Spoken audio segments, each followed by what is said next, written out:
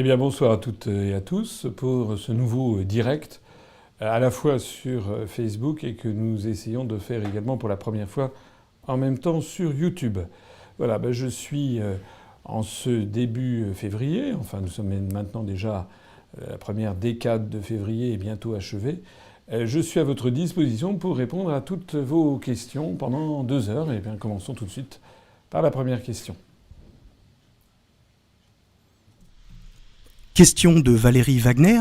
Bonsoir Monsieur Asselineau. Quelle est votre analyse de l'assassinat politique de François Fillon? Qui tire les ficelles? Oui, à vrai dire, j'ai un peu des scrupules comment dirais-je, à donner mon point de vue sur les affaires concernant les uns et les autres. Ce qui est exact, c'est qu'il y a actuellement un deux poids deux mesures qui est assez choquant. Entre, d'une part, l'acharnement des médias sur François Fillon et sur les affaires qui l'entourent, ce qui ne vaut pas, d'ailleurs de ma bouche, ça ne vaut pas absolution. Bon, il y a des choses qu'il a commises sur lesquelles qui semblent quand même pas très très claires. Ça, c'est un point. Mais ce qui est très choquant, c'est de voir à quel point les grands médias se focalisent et en rajoutent, et en rajoutent, et en rajoutent, et en rajoutent encore sur ce seul François Fillon, alors que d'autres, finalement, passent à travers les gouttes. Voilà. Notamment M. Macron. M. Macron, il y a des quantités de choses qui circulent à son égard, notamment sur des frais de bouche qu'il aurait dépensés à Bercy pour le compte de son parti politique en gestation. On ne sait pas du tout qui finance d'ailleurs ces espèces de shows à l'américaine qui doivent coûter des fortunes. Qui est derrière? Là, la presse ne s'y intéresse pas. De la même façon, on a à peine fait évoquer le fait que finalement, ce que faisait M. Fillon, il y a des dizaines de députés qui le font, ou qui l'ont fait, d'employer un frère, une sœur, un conjoint, un fils à l'Assemblée nationale. Moi, j'ai vu circuler sur Internet, je ne sais pas si c'est exact, mais il y avait quand même des quantités au moins, j'ai vu plusieurs dizaines de parlementaires qui faisaient la même chose, auxquels il faudrait demander des comptes. J'ai même vu que c'était le nom de M. Dupont-Aignan était dedans. Et puis on ne s'intéresse pas beaucoup non plus à ce qui se passe du côté de Bruxelles, où, si j'ai bien vu, la Commission européenne a demandé à Mme Le Pen et à M. Gollnisch, qui faisaient la même chose, de rembourser leur somme. J'ai même vu d'ailleurs un communiqué de M. Gollnisch qui saisit la médiatrice européenne, s'il vous plaît, pour demander qu'il ne rembourse pas les sommes qu'il a indûment perçues. Et M. Gollnisch qui saisit la médiatrice européenne, vous trouverez ça sur Euractiv ce soir, en se prévalant de sa qualité de citoyen européen, s'il vous plaît. S'il vous plaît. À propos d'ailleurs, je note que Mme Le Pen, qui s'est inspirée de mon programme sur la suppression d'un certain nombre de parlementaires, a oublié de préciser qu'il fallait aussi supprimer les parlementaires européens. On comprend pourquoi. C'est parce qu'elle tient quand même beaucoup à son poste. Voilà. Alors tout ça, effectivement, je trouve qu'il y a un deux poids deux mesures quand même assez choquant. Et alors, ou bien il y a un déballage général, mais à ce moment-là, c'est général. Et à ce moment-là, les Français, effectivement, vont se détourner en se disant tout ça, ça sent extrêmement mauvais. Ou alors, effectivement, on perçoit qu'il y a derrière une menée. On voit bien quelle est évidemment le bénéficiaire que souhaitent les grands médias. Tous les grands médias, toute l'oligarchie essaye de promouvoir M. Macron. D'ailleurs, c'est un secret de polichinelle. On dit que dans le Tout Paris, à la fin décembre dernier, M. Patrick Buisson, qui était proche de Sarkozy, expliquait à qui voulait l'entendre qu'on allait voir ce que l'on allait voir, que M. Fillon allait s'effondrer et que l'on aurait un deuxième tour entre Mme Le Pen et M. Macron afin d'élire M. Macron. Voilà la façon dont raisonne l'oligarchie, qui a décidé de mettre un pantin à la tête de l'État en France, quelqu'un qui a 39 ans, dont le passage à Bercy a été une catastrophe, on n'en parle pas assez, qui fait des réunions qui sont des chefs-d'œuvre d'escroquerie. J'ai vu qu'il fait passer des clips où on voit comme ça en message subliminal passer Zola ou Charles de Gaulle. Monsieur Macron ose se prévaloir de Charles de Gaulle. C'est abject, voilà. Et donc tout ça est dans une espèce de manipulation Il faut absolument que les Français se ressaisissent, arrêtent de regarder la télévision, arrêtent d'écouter la radio, et qu'en revanche, ils s'informent sur Internet et par le bouche à oreille. Moi, j'essaye de faire confiance à l'intelligence de mes concitoyens pour cela. Question de Tony Romero. Question délicate. Bonsoir tout d'abord chez Président. Comment vous préparez-vous à répondre aux futures attaques médiatiques si vous êtes candidat reconnu ? Comme par exemple sur votre passé proche de Charles Pasqua, personne qui sent un peu le soufre médiatiquement. Écoutez, oui, je serai attaqué. D'ailleurs, pour l'instant, c'est pas le moins qu'on puisse dire, c'est que je suis pas attaqué, puisque pour l'instant, je suis délibérément censuré. Voilà. C'est une censure absolue qui me frappe.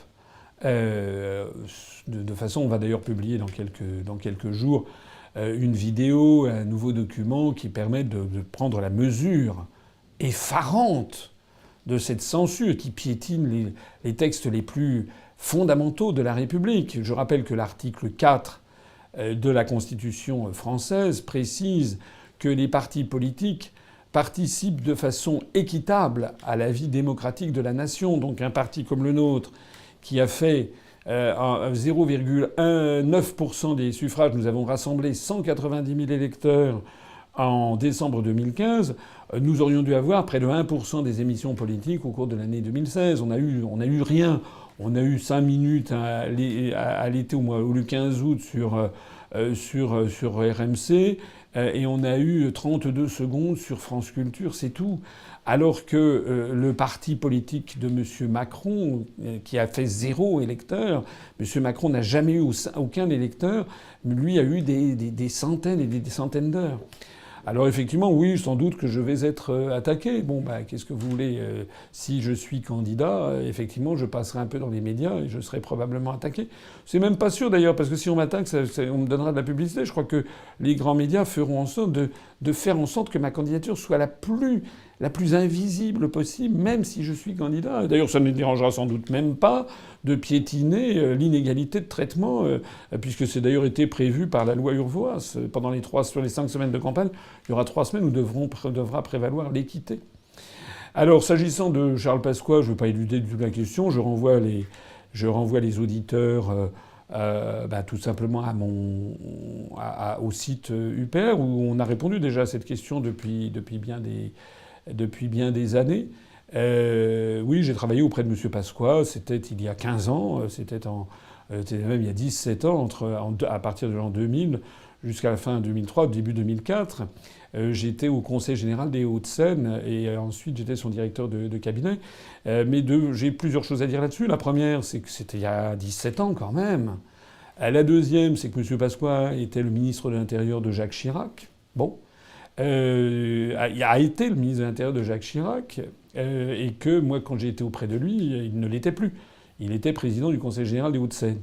La troisième chose, c'est que tout le monde, il y a des gens qui ont travaillé beaucoup plus près de M. Pasqua que moi. Je rappelle que M. Dupont-Aignan, par exemple, on ne lui en parle pas, mais M. Dupont-Aignan faisait partie des députés qui avaient suivi M. Pasqua.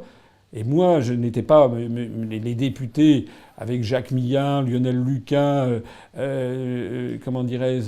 Jean-Jacques Guillet, Nicolas Dupont-Aignan étaient la garde rapprochée de M. Pasqua. Pourquoi est-ce qu'on ne demande jamais à M. Dupont-Aignan ce qu'il faisait avec M. Pasqua ? Je rajoute aussi que si on va par là, il faut demander aussi aux uns et aux autres avec qui ils ont travaillé.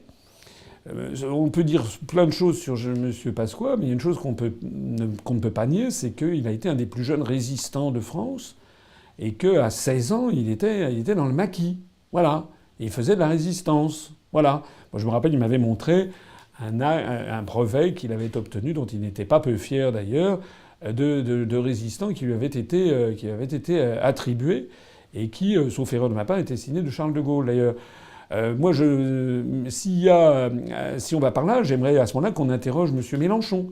M. Mélenchon qui a été un des très proches de François Mitterrand. François Mitterrand, au moment où Charles Pasqua était dans la Résistance, François Mitterrand, lui, se faisait remettre en avril 1942 à Vichy, on a la photo, la Francisque numéro 2202, par le maréchal Pétain. Il faisait don de sa personne au maréchal Pétain, comme le maréchal Pétain a fait don de sa personne à la France. C'était le serment qu'il devait prêter.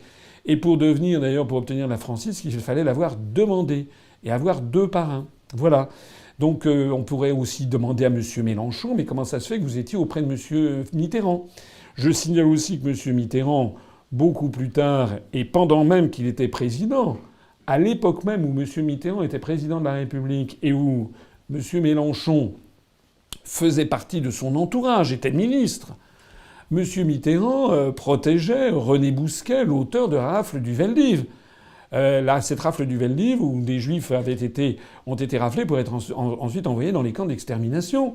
Donc moi, si on m'interroge sur M. Pasqua, franchement, je préfère avoir travaillé auprès de M. Pasqua qu'auprès de quelqu'un comme François Mitterrand, qui avait protégé l'auteur de la rafle du Veldiv ou qui s'était fait attribuer la francisque.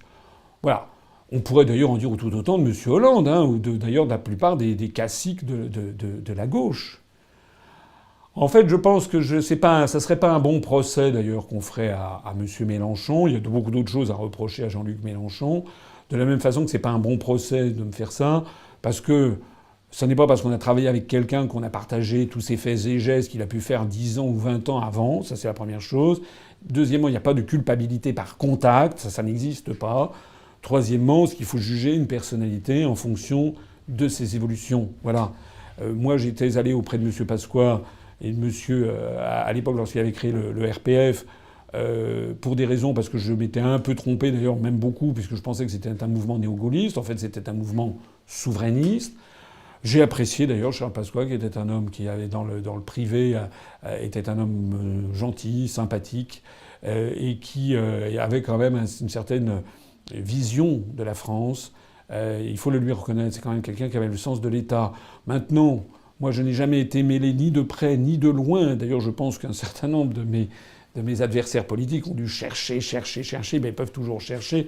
Je n'ai jamais été mêlé ni de près ni de loin à la moindre des affaires de M. Pasqua, pour la raison simple que je suis arrivé alors que tout le monde a commencé à s'en aller. Moi, j'étais allé pour des raisons politiques. Je croyais qu'il voulait recréer un mouvement néo-gaulliste. En fait, la déception que j'ai eue, c'était de découvrir que c'était un mouvement souverainiste, c'est-à-dire un mouvement qui critique l'Union européenne, mais qui veut jamais en sortir.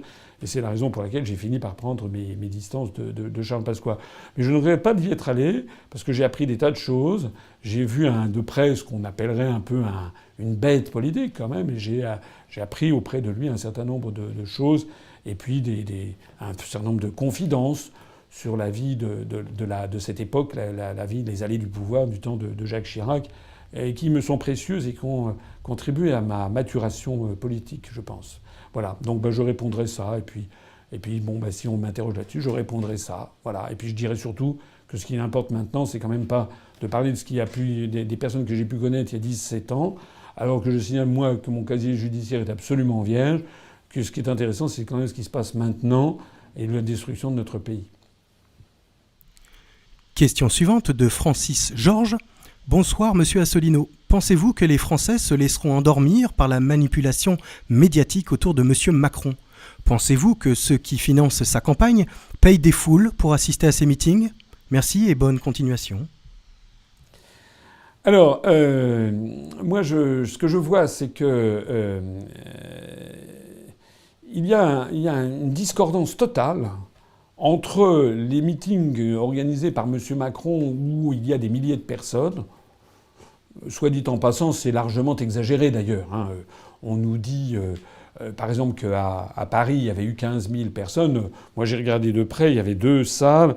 L'une était totalement vide et l'autre, elle était à peu près à 4 500 personnes. Donc il y avait eu 4 500 personnes en réalité. Il n'y en avait pas eu 15 000. Ce qui reste beaucoup. Voilà. C'est comme, pareil, on a vu M. Fillon récemment qui a fait un meeting où il a annoncé, je crois, 12 ou 15 000 personnes. Je connais la salle. La salle, ne peut pas contenir, pour des raisons de sécurité, plus de 8 000 personnes. Ça reste beaucoup, bien entendu, mais il y a une espèce d'inflation. C'est comme moi, lorsque je fais des réunions publiques, quand je dis qu'à Lyon, il y avait 420 personnes, il y avait 420 personnes. Mais si j'étais Macron, je dirais qu'il y en avait 2000. Voilà. Et si j'étais M. Fillon, je dirais qu'il y en avait 3000 ou 2500 ou 10 ou 1800. Moi, je dis toujours les vrais chiffres. Alors, il y a effectivement du monde qui va au meeting de M. Macron, ça c'est exact, mais pas autant que les chiffres fantaisistes qui sont avancés. Ça, c'est le premier point. Le deuxième point, c'est que moi, je vois la différence qu'il y a entre ces gens d'un seul coup qui sortent d'un chapeau, et puis je vois dans la rue. Il n'y a personne. Il n'y a pas d'affiche, il n'y a pas de distribution de tracts, il n'y a pas de gens dans la rue qui viennent vous parler de M. Macron, ça n'existe pas. C'est comme sur Internet. Moi, il y a des sondages en ligne sur Internet où, de temps en temps, je figure. Il se trouve qu'à chaque fois que je figure dans un sondage en ligne, je suis désolé de le dire, mais je fais des scores époustouflants. J'arrive pratiquement tout le temps premier. Que ce soit sur Candidat 2017, sur Sondage 2017, enfin, il y en a un certain nombre. Évidemment, quand j'y suis pas, là, je ne fais pas de score, bien entendu. Alors, il y a des gens qui ont eu se sont dit quoi, c'est pas normal. En fait, il doit utiliser des moteurs de recherche. Donc, ces espèces de sondages en ligne ont fait en sorte que désormais, soit on ne peut plus voter qu'une fois, soit on ne peut plus voter qu'une fois par jour. Et puis, il faut remplir une espèce de Snapcatch, là, je sais pas comment ça s'appelle, pour empêcher que des personnes puissent voter à répétition, ce que je trouve très bien. Depuis qu'ils ont fait ça, ma cote a encore augmenté, ce qui veut dire que c'était les autres. Alors, au passage, d'ailleurs, moi, quand je vois que je fais des scores très très très supérieurs à ceux de M. Mélenchon et encore davantage à ceux de M. Macron qui sont très bas, je me dis, mais ils sont où, leurs militants ? Paraît-il aussi, on nous explique que M. Mélenchon fait des scores extraordinaires sur Internet. Il y a eu des interviews auprès de son responsable d'Internet, etc. Bon, mais c'est très gentil, mais ils sont où quand il s'agit de voter ? En fait, on sait que M. Mélenchon, il n'est pas le seul d'ailleurs, il achète des fans sur Facebook. M. Macron aussi. Voilà, donc ils ont 150 000, 200 000, 500 000, etc. Nous, on n'achète pas de fans sur Facebook. Voilà. On pourrait aussi, il paraît-il qu'on peut acheter des numéros sur YouTube. Bon. Voilà. En attendant, je pense qu'il y a derrière, effectivement, M. Macron, des organisations. Alors, quand c'était à Lyon, c'est Gérard Collomb, qui est le maire de Lyon, qui est l'un de ses plus fervents supporters.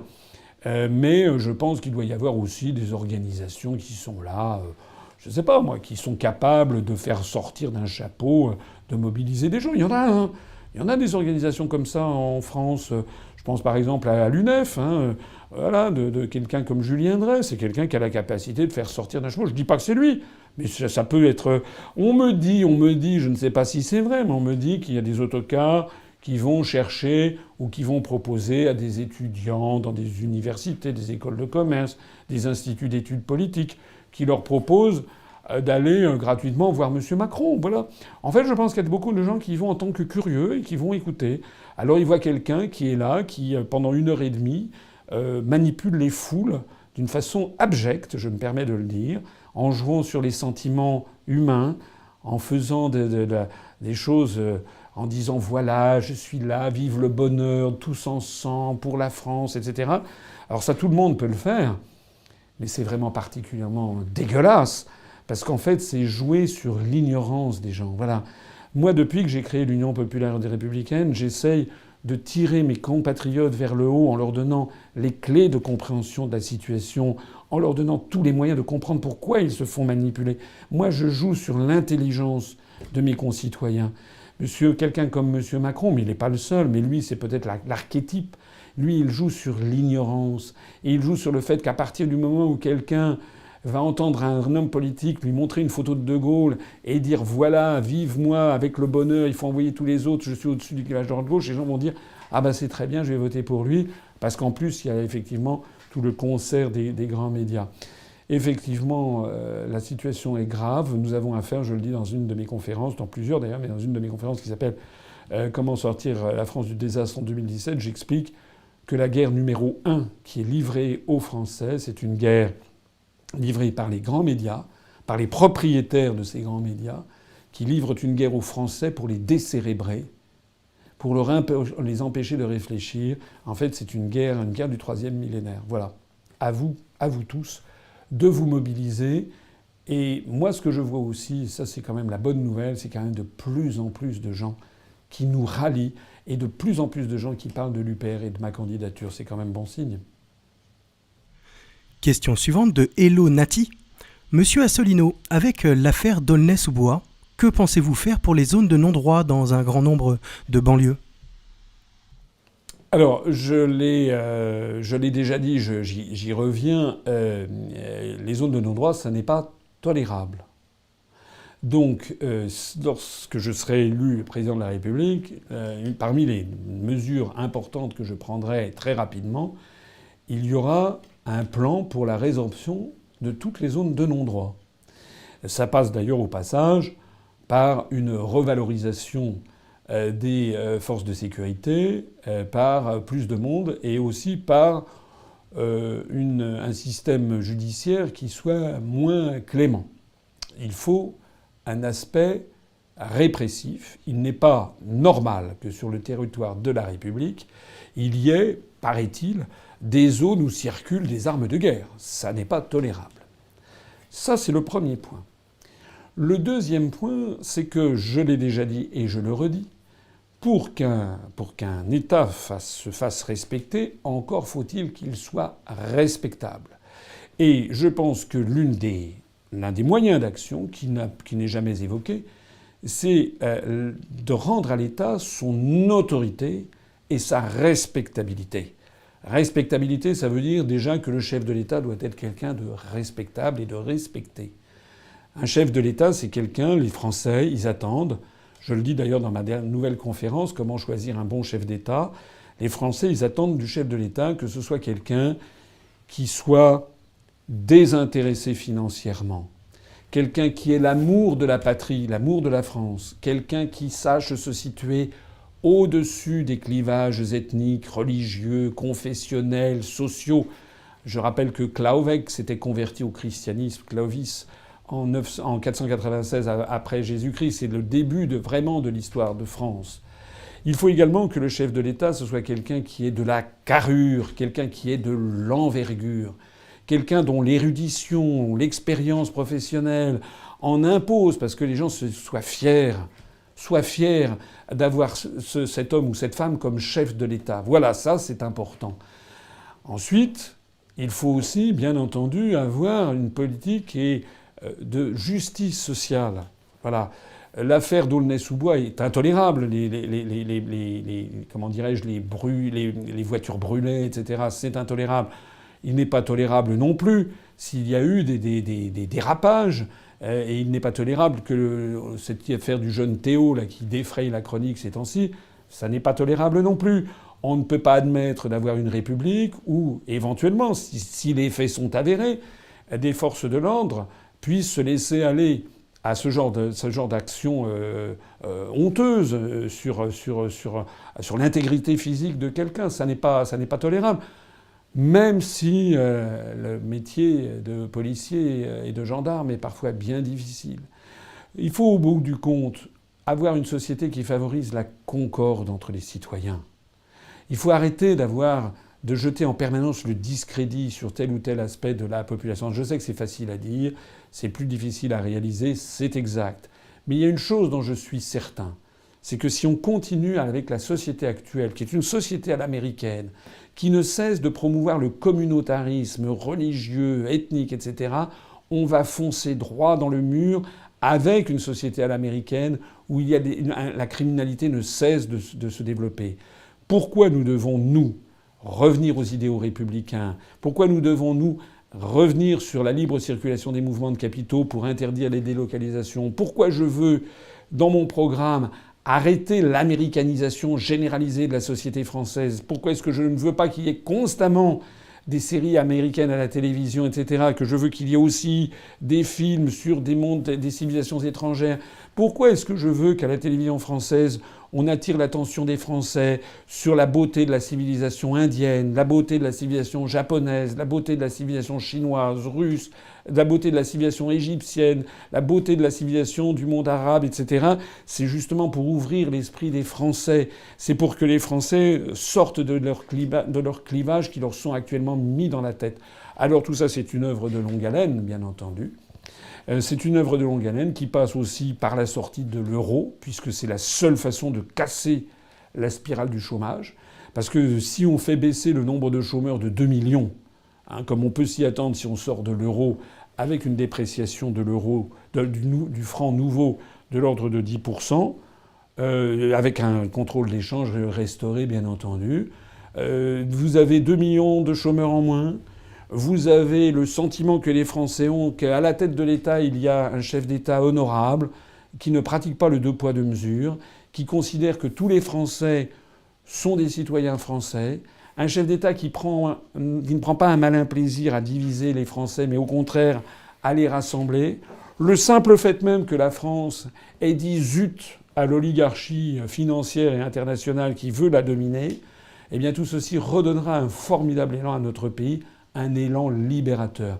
Je peux vous assurer que si on mène cette politique, si d'un seul coup les Français ont le plaisir, le bonheur de retrouver la libération de la France, que les Français sachent que désormais c'est eux et eux seuls qui décident de leur avenir collectif, je ne dis pas que ça va être le paradis terrestre, mais je suis sûr et certain qu'en 6 mois, 1 an, on verra baisser rapidement le taux de chômage et baisser également le nombre d'incivilités et la criminalité.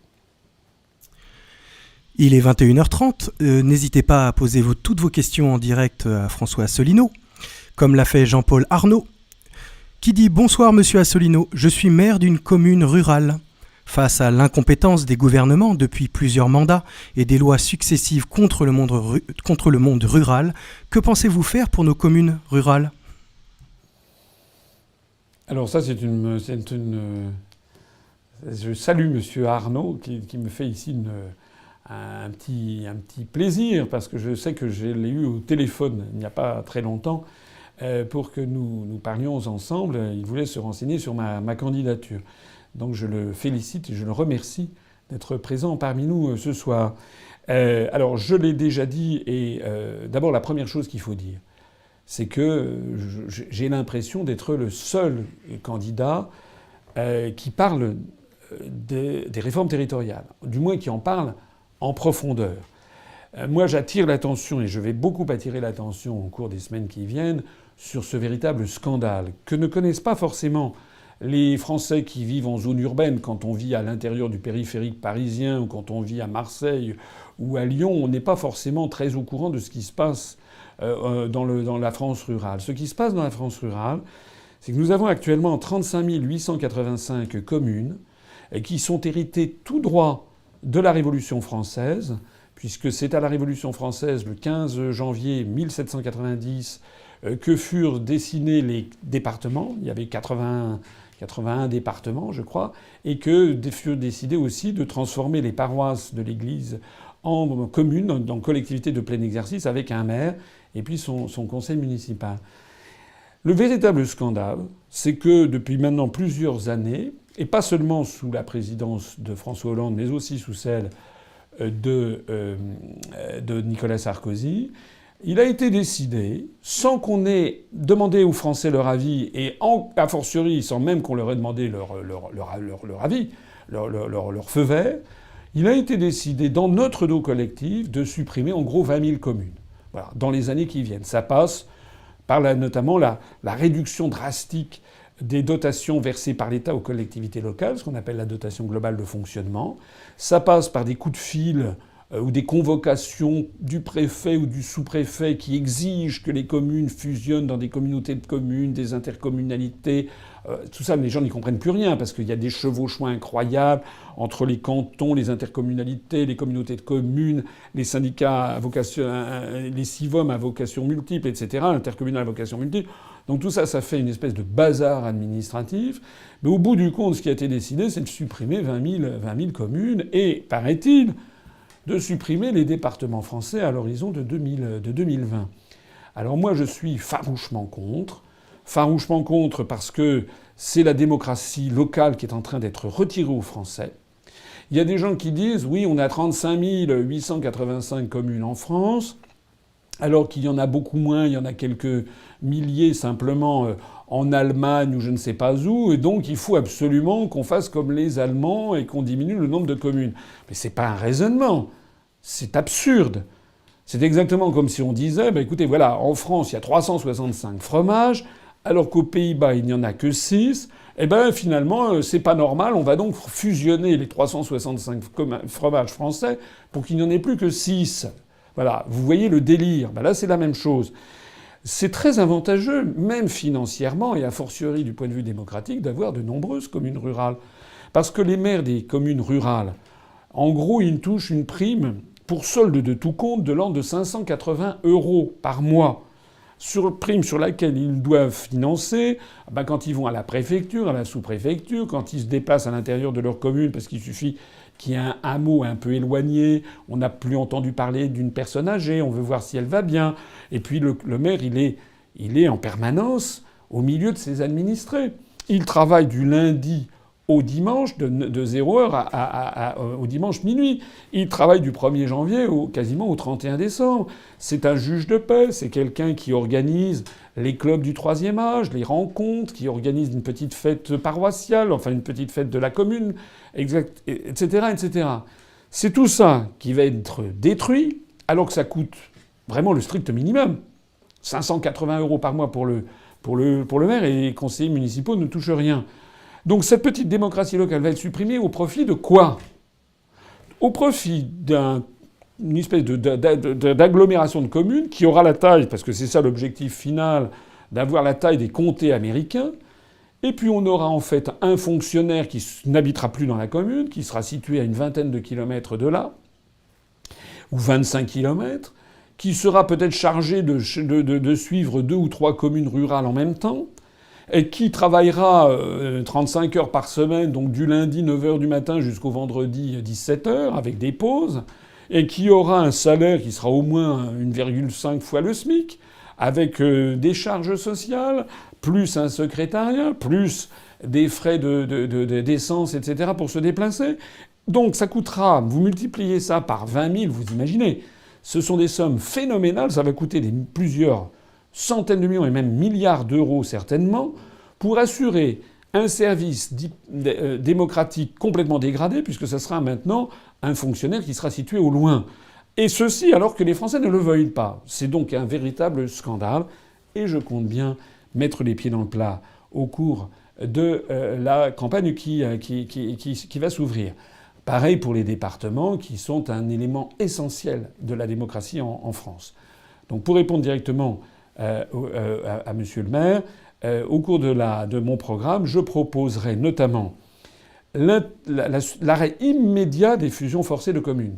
Je ne dis pas qu'il faut plus qu'il y en ait, mais on introduira dans le Code général des collectivités locales la notion qu'il doit y avoir l'agrément par référendum local.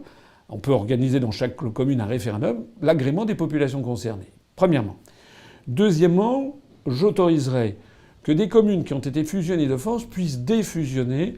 Toute commune ayant fusionné depuis le 1er janvier 2010 aura l'autorisation, jusqu'à la fin du quinquennat, de défusionner si elle le souhaite. Troisièmement, je reviendrai à la dotation globale de fonctionnement d'avant 2014. C'est-à-dire de redonner le poumon financier nécessaire aux communes pour qu'elles puissent financer leur club du troisième âge, la petite piscine locale, la petite troupe de théâtre, ou tout simplement les frais normaux qui incombent à une commune. Les frais de voirie, les frais par exemple de restauration d'un édifice religieux. Moi j'ai une maison de campagne dans la Nièvre. Eh bien, la commune a dépensé de l'argent, beaucoup, pour aménager la place de l'église, progressivement restaurer l'église, mettre un bel éclairage, etc. Donc tout ça, c'est nécessaire. Eh bien, je reviendrai à la dotation globale de fonctionnement d'avant 2014. Et puis ce que je ferai également, c'est que je proposerai aux Français d'inscrire dans la Constitution française que les communes et les départements font partie de l'identité nationale et sont des échelons fondamentaux de la démocratie française. En revanche, mais ça c'est un autre aspect de mon programme, il y a toute une série d'élus que je propose de supprimer et d'échelons que je propose de supprimer. Notamment, il y a 2 échelons massifs que je propose de supprimer. Il y a l'Union européenne qui nous coûte des sommes monumentales, énormes. Et puis, il y a également les régions, qui est un échelon administratif qui nous a été imposé en 1982. sous forme de collectivité territoriale avec 1757 conseillers régionaux, eh bien cet échelon est superfétatoire.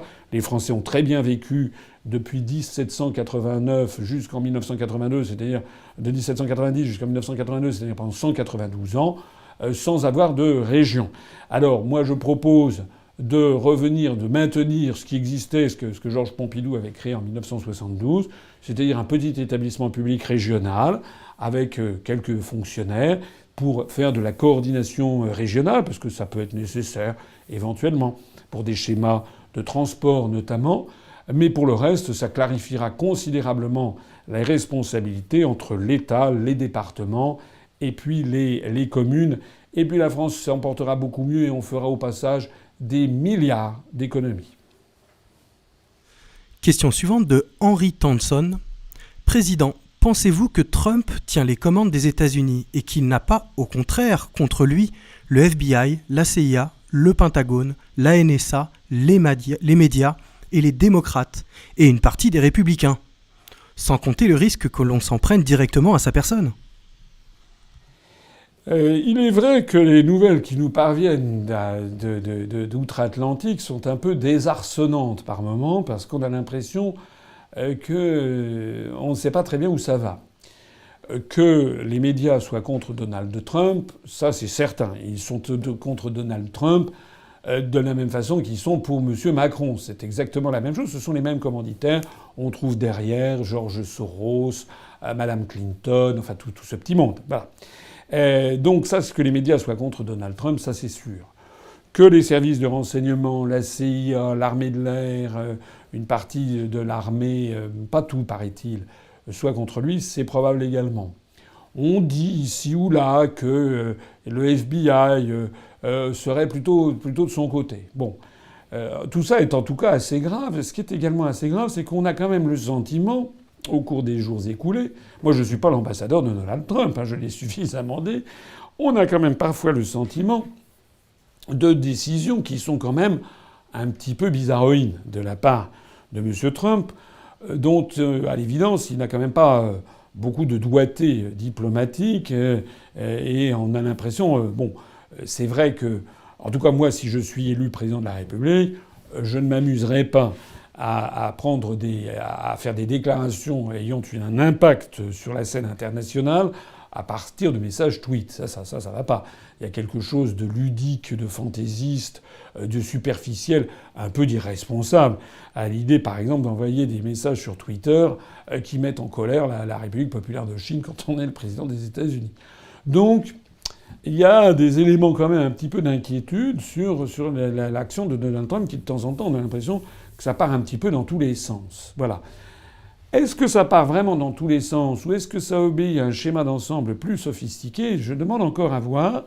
Parce que, en définitive, la vision de Donald Trump, elle est certainement différente de celle d'Obama, Clinton et toute la clique, mais elle a été soutenue. Il y a dans la revue, je crois, Diplomatie, il y a quelques années, il y avait un article tout à fait intéressant d'un certain géostratège américain et qui ne partageait pas du tout la même vision que Samuel Huntington.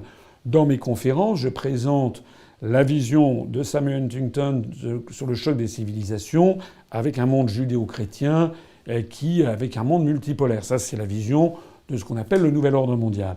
Mais il y a d'autres géostratèges aux États-Unis qui ont une autre vision des choses, qui ont une vision notamment qui consiste à dire finalement que les États-Unis sont devenus ont perdu leur suprématie économique, ce qui est vrai, et que pour retrouver la suprématie politique planétaire, ils doivent d'abord retrouver leur suprématie économique. Et pour retrouver leur suprématie économique, eh bien, il faut qu'ils en rabattent. Ils en rabattent sur un certain nombre de dépenses ou d'investissements par trop dispendieux. Ça pourrait ainsi expliquer la volonté, qui était déjà d'ailleurs un petit peu marquée sous l'administration précédente, de se retirer un petit peu de l'Europe, en considérant que finalement c'est pas très raisonnable que les États-Unis dépensent tant pour l'Europe occidentale, qu'en réalité, les États-Unis savent parfaitement, les géostratèges savent parfaitement que la Russie n'a pas une posture agressive, que la Russie entend demeurer la Russie, mais qu'elle n'a pas de posture agressive. Il suffit de regarder les bases militaires américaines dans le monde qui encerclent la Chine, la Russie, etc. Il n'y a pas des bases militaires russes qui entourent les États-Unis. C'est pas vrai.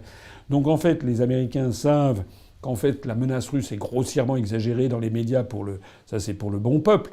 Mais en réalité, ils pourraient très bien se dégager et faire des économies considérables. Il y a également l'idée selon laquelle, eh bien, si on laisse les gens se battre entre eux, finalement, c'est pas plus mal. Donc finalement, est-ce que c'est de l'intérêt vital? Il y a des géostratèges qui considèrent par exemple que l'engagement américain au Vietnam, qui a commencé avec Kennedy en 62 et qui s'est achevé piteusement en 75, 13 ans après, a coûté des fortunes aux États-Unis d'Amérique, alors que finalement, après tout, ils auraient dû s'en débarrasser. Et donc c'est un petit peu cette nouvelle pensée, à mon avis, qui est en train d'arriver au pouvoir aux États-Unis. C'est la pensée selon laquelle, finalement, après tout, la Syrie, laissons tomber la Syrie, c'est pas si stratégique que ça. L'Europe, elle peut se débrouiller. Ce qui est stratégique, nous, c'est de refaire l'économie américaine. Je crois que c'est plutôt ça la pensée qui semble se dessiner dans l'équipe qui est autour de Donald Trump. Alors on va voir la suite des événements, mais à mon avis, c'est dans cette direction que ça penche. C'est une direction qui ne serait pas malhabile pour les États-Unis d'essayer de refaire un petit peu leur puissance économique. Voilà. Maintenant, la suite, moi je suis comme tout le monde, j'attends et je vois. La seule chose que je vois en tout cas, c'est que de temps en temps, il a quand même envoyé des pics assez extraordinaires. On l'a vu, il a été interviewé récemment, je crois que c'était hier ou avant-hier, sur Fox News. Pourtant, Fox News était l'un des rarissimes médias qui a été plutôt favorable à Trump. Il s'est entretenu avec M. Oreilly, qui est un animateur de Fox News qui est particulièrement gratiné, si j'ose dire, qui est quand même qui est connu pour ses exagérations, pour son côté populiste, etc. Il est à la tête d'une émission, je crois, qui s'appelle The Factor Oreilly.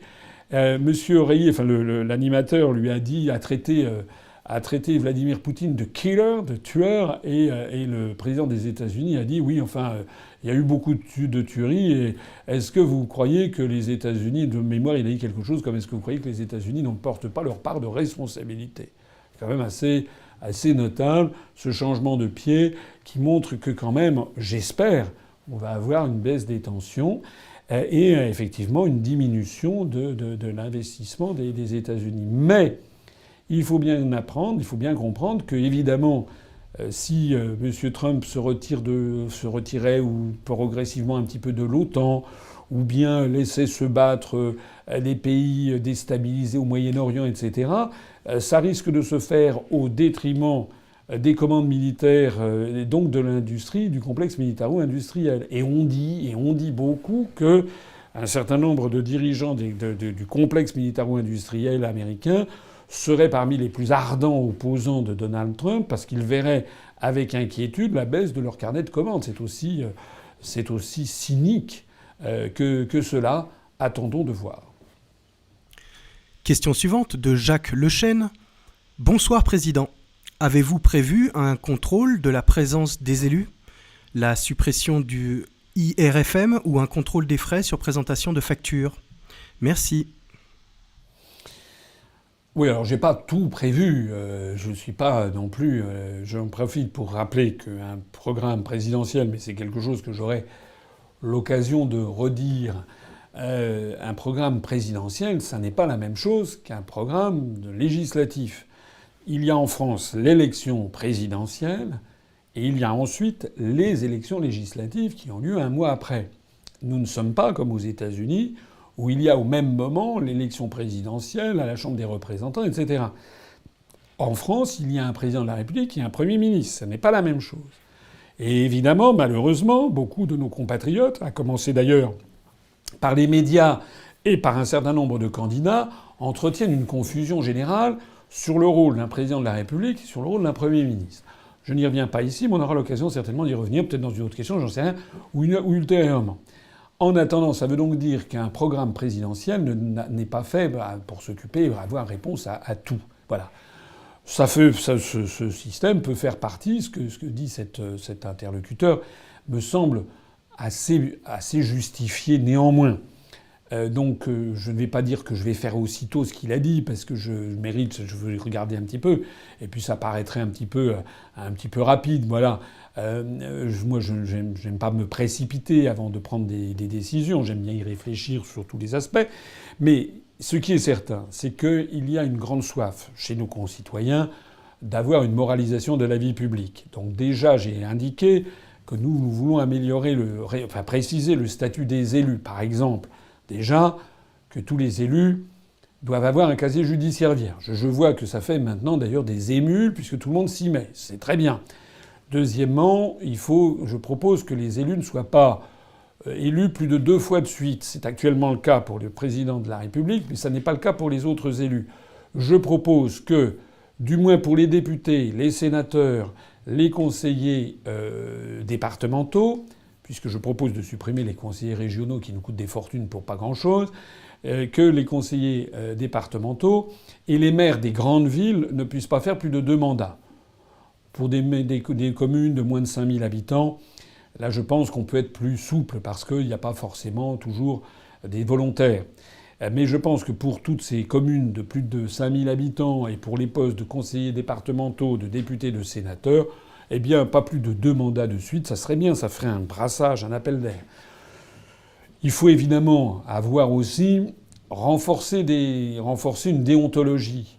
L'affaire Fillon montre que des mauvaises habitudes avaient été prises et qu'il était de tradition qu'un député puisse embaucher, sur des frais parlementaires, sa femme ou son mari, son conjoint, ses enfants. L'opinion publique actuellement ne l'admet plus parce que nous sommes en période de vaches ultra maigres. Ça fait maintenant, depuis le traité de Maastricht, je dirais, ou en tout cas depuis l'arrivée de l'euro sous la forme fiduciaire, c'est-à-dire depuis l'an 2002, on est désormais, ça fait maintenant à peu près 15 ans de vaches ultra maigres. Lorsque on a des appels constants à plus de rigueur, eh bien il faut effectivement que les élus du peuple donnent l'exemple. C'est pour ça que je regarderai dans le détail des propositions, mais on pourra effectivement les ajouter. J'en profite pour rappeler ce que je disais tout à l'heure. Moi, je propose la suppression de 1757 conseillers régionaux et des collectivités publiques régionales, qui est remplacée par un simple établissement public, comme c'était le cas avant 1982. Ça se passait très bien et ça nous économisera des milliards. Je propose également de réduire de 348 à 100 le nombre de sénateurs, parce qu'on a 348 sénateurs pour 65 millions d'habitants, alors qu'il y a 100 sénateurs aux États-Unis pour 315 millions d'habitants. Il y a 69 sénateurs en Allemagne pour 80 millions d'habitants. Donc nous, avec 100 sénateurs, peut-être même 100, on pourrait mettre peut-être un sénateur par département. Ça serait une bonne idée, puisqu'on a 101 départements. Ça serait peut-être une bonne idée d'avoir un sénateur par département.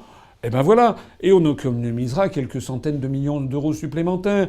Je propose de réduire également un petit peu le nombre de députés, passer à 500 contre 577.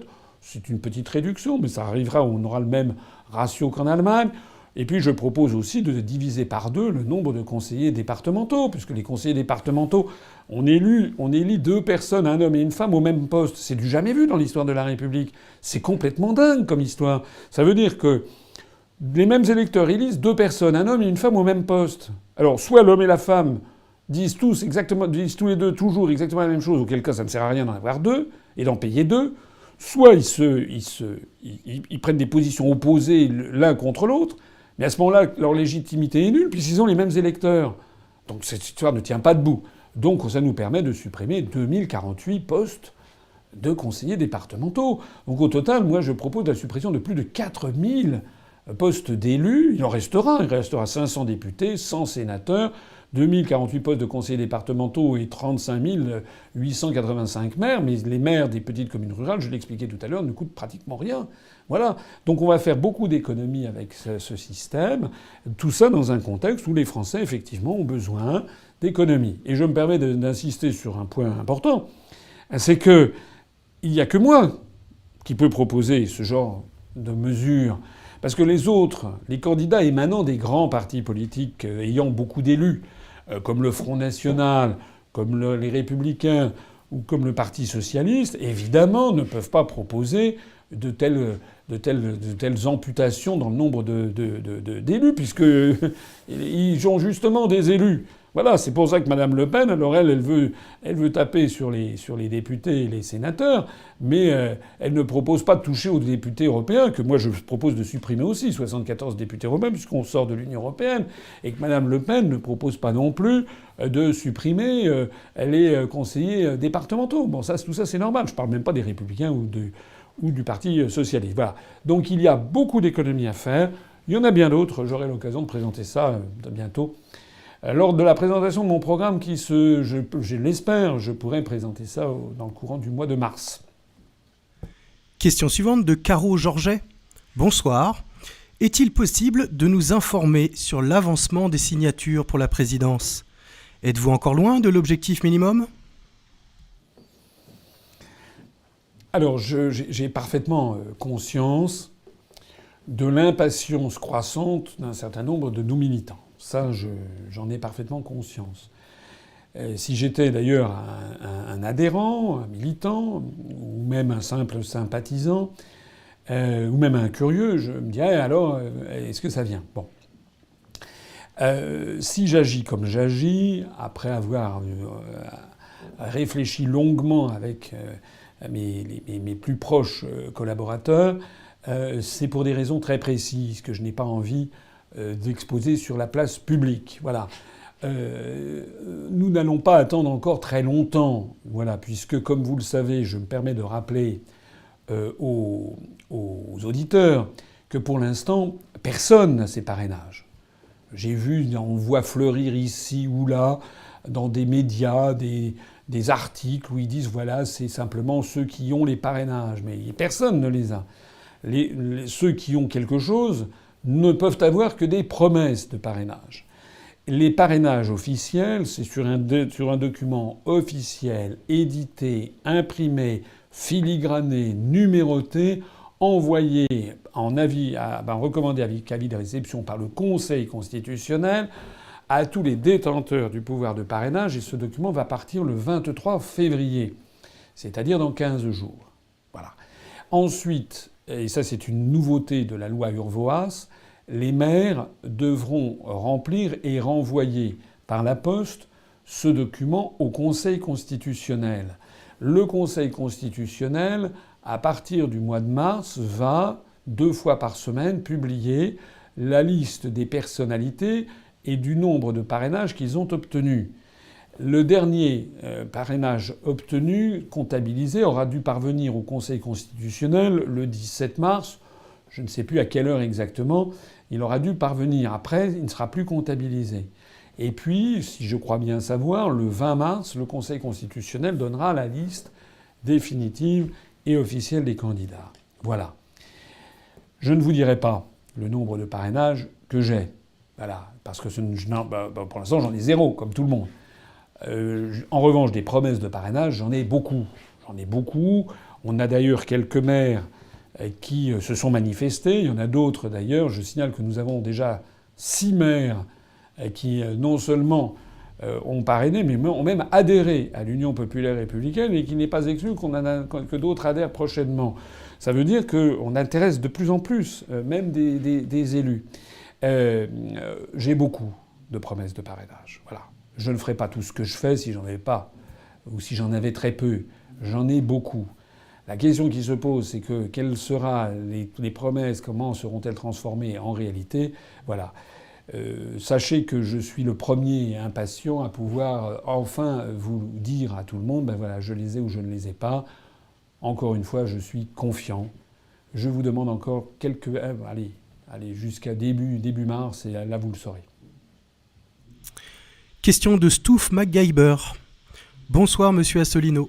Concernant les dons à l'UPR qui ont déjà été faits pour cette année, si par malheur vous n'ayez pas vos 500 signatures, qu'en adviendrait-il ? Je rappelle quand même que même si je n'ai pas les 500 signatures, si je ne suis pas candidat, ce qui n'est pas l'hypothèse que je privilégie, encore une fois, je suis raisonnablement optimiste. Mais si par malheur nous n'avions pas les parrainages, nous irions quand même aux élections législatives. Voilà. Alors j'en profite d'ailleurs au passage pour dire que nous avons actuellement, et je les salue, à travers toute la France, nous avons des démarcheurs qui continuent à aller chercher les parrainages et je les salue, je les en félicite. Et il ne faut pas qu'ils baissent les bras, il faut qu'ils continuent. Mais à supposer que nous n'ayons pas les parrainages, eh bien nous irions aux législatives, parce qu'il n'y a pas de parrainage pour les législatives. Le Bureau national de l'Union populaire républicaine va bientôt statuer pour les investitures sur déjà 319 circonscriptions pour lesquelles nous avons à la fois les candidats et les suppléants. Et je suis très confiant aussi sur le fait que nous aurons probablement des candidats dans toutes les circonscriptions de France et d'outre-mer. Je ne sais pas si vous vous rendez compte, dans les 577 circonscriptions. Et donc là, ça va être dans les semaines qui vont venir, disons sous une dizaine de jours, on va publier déjà les premières investitures. Et j'en profite d'ailleurs pour lancer un grand appel à toutes celles et à tous ceux qui m'écoutent pour, si ça les intéresse, s'ils sont adhérents à l'UPR, parce qu'on préfère les adhérents, ce qui est normal, s'ils sont adhérents à l'UPR, s'ils partagent évidemment notre charte fondatrice, ça va de soi, et nos objectifs, dont j'invite tout le monde à relire la charte fondatrice. Par ailleurs, s'ils ont évidemment un casier judiciaire vierge, il faut nous le transmettre, et s'ils sont intéressés par participer en tant que candidat ou que suppléant aux élections législatives, mais qu'ils nous le fassent savoir. Ils écrivent à contact@upr.fr. Tout de suite, là, vous nous dites, voilà, je suis l'adhérent numéro tant et je suis intéressé par éventuellement présenter ma candidature comme candidat ou comme suppléant. Voilà. Ça n'est pas un engagement ferme, hein. On a beaucoup de demandes. On essaie d'avoir la meilleure adéquation entre les demandes et puis les circonscriptions. D'ailleurs, nous aurons parmi nos candidats, je parlais à l'instant de maires, on a des maires qui nous ont rejoints et qui ont évidemment la priorité pour être candidats pour les élections législatives dans la circonscription où ils ont leur village, parce que c'est important. S'ils veulent prendre des responsabilités, nous en avons donc déjà quelques-uns qui ont accepté et qui seront les candidats de l'UPR pour la circonscription législative dans laquelle ils sont également maires. Donc je le signale aussi aux maires qui m'écoutent, et s'il y en a. Donc tout ça va nous coûter de l'argent. Je rappelle que nous avons budgété 800 000 € pour l'élection présidentielle, ce qui est une misère. Les autres, c'est des millions et des millions d'euros. Je rappelle que le plafond est à 23 millions d'euros, et je rappelle que M. Sarkozy avait, comme un grand, dépensé 46 millions d'euros en multipliant par 2, en dépassant de 2 fois le plafond. Bon. Nous, on a budgété 800 000 € pour l'élection présidentielle et 1 million d'euros pour les élections législatives. Ben, vous savez, ça ne sera pas de trop. Au cas où nous n'aurions pas les parrainages, ça ne serait pas de trop la somme que nous avons déjà engrangée pour les élections législatives. Voilà. Hein. Mais encore une fois, ne partons pas battus, partons plutôt au contraire, non seulement confiants, mais même sereins. Et j'allais même dire, je sens que nous allons faire des grandes choses ensemble. Il est 22h02, je vous propose de faire une petite pause et d'en profiter pour diffuser le prochain épisode de notre série « Quel est le programme ?»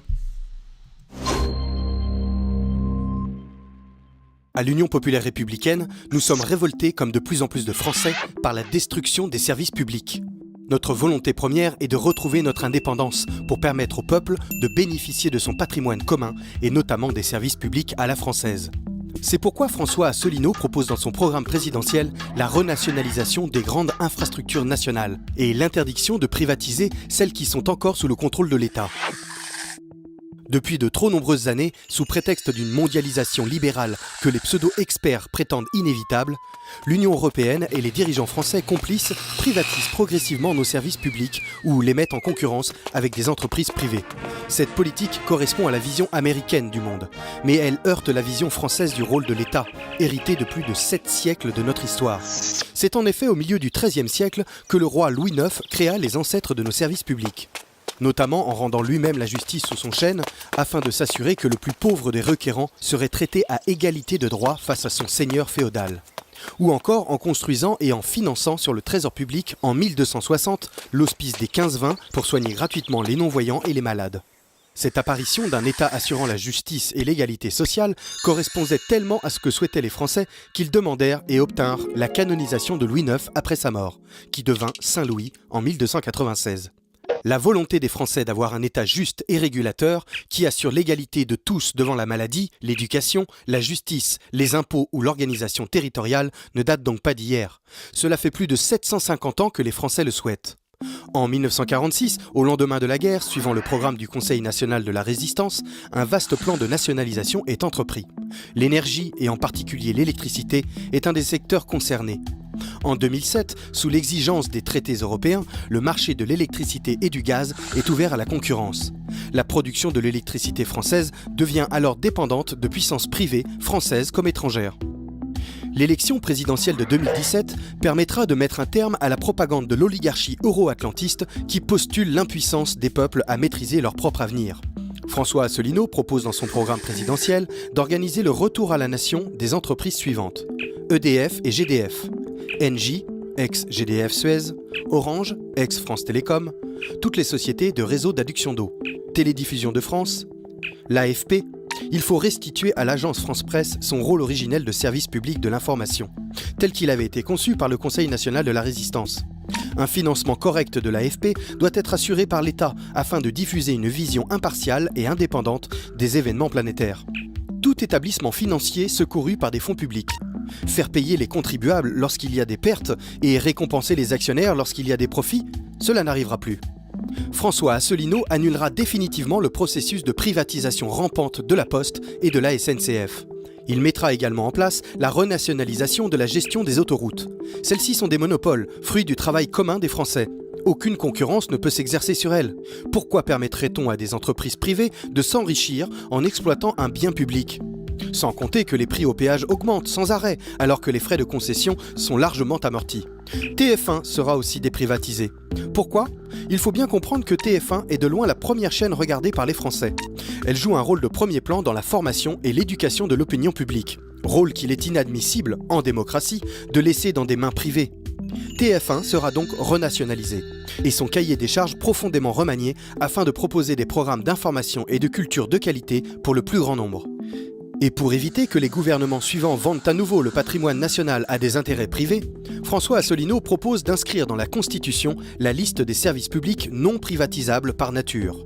Par exemple, interdire la privatisation des services publics stratégiques existants actuellement dans le domaine de la santé et de l'éducation, ainsi que poser le principe constitutionnel de la propriété publique de la Poste, des producteurs et fournisseurs de gaz et d'électricité, de la SNCF, des autoroutes, des services d'adduction d'eau et des 2 premières chaînes de télévision nationale. Ces propositions permettent au peuple français de reprendre le contrôle des biens communs de la nation, de redonner du pouvoir d'achat à tous grâce aux tarifs réglementés ou à la gratuité des services publics. Il s'agit de protéger et développer le patrimoine commun afin qu'il bénéficie à l'ensemble des Français et soit géré dans une totale transparence. Retrouvez nos analyses, nos propositions, adhérez ou faites un don sur upr.fr. Retrouvez-nous aussi sur Facebook pour partager des idées et participer au direct. Twitter pour suivre les réactions de François Asselineau au jour le jour. YouTube pour ne rater aucune de nos vidéos. Pour nous aider à rétablir la démocratie, poussez-nous, abonnez-vous, partagez. Retour aux questions en direct avec François Asselineau. Donc question suivante de Alexia Trosset. Bonsoir monsieur Asselineau. S'il vous plaît, pourriez-vous prononcer la phrase suivante ?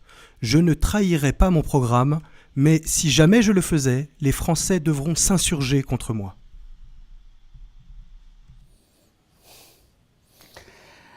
Alors on reprend cette émission. C'est une question assez légitime en fait, parce que les Français ont été tellement trahis que je comprends qu'il y ait beaucoup de gens vraiment fous de rage. Voilà. Alors oui, très volontiers. Moi je dis je ne trahirai pas mon programme et si je le faisais, les Français devraient s'insurger contre moi. Je pense que c'est vrai. Mais vous savez, voilà. On juge, c'est très important. L'élection présidentielle, c'est pas tellement un programme. C'est d'abord et avant tout une personne que vous devez choisir. Voilà. Moi, il y a dedans des fondamentaux dans ce programme que je ne trahirai pas parce que c'est ma raison d'être. J'ai créé l'UPR pour faire sortir la France de l'Union européenne, de l'euro et de l'OTAN. J'ai fait ça pour ça. Ça fait 10 ans de ma vie que j'ai commencé. C'est énorme, 10 ans. Hein, vous vous rendez compte, dans une carrière, la carrière d'un être humain, c'est beaucoup. Voilà. Donc si j'ai créé ça, ça n'est pas pour faire le contraire.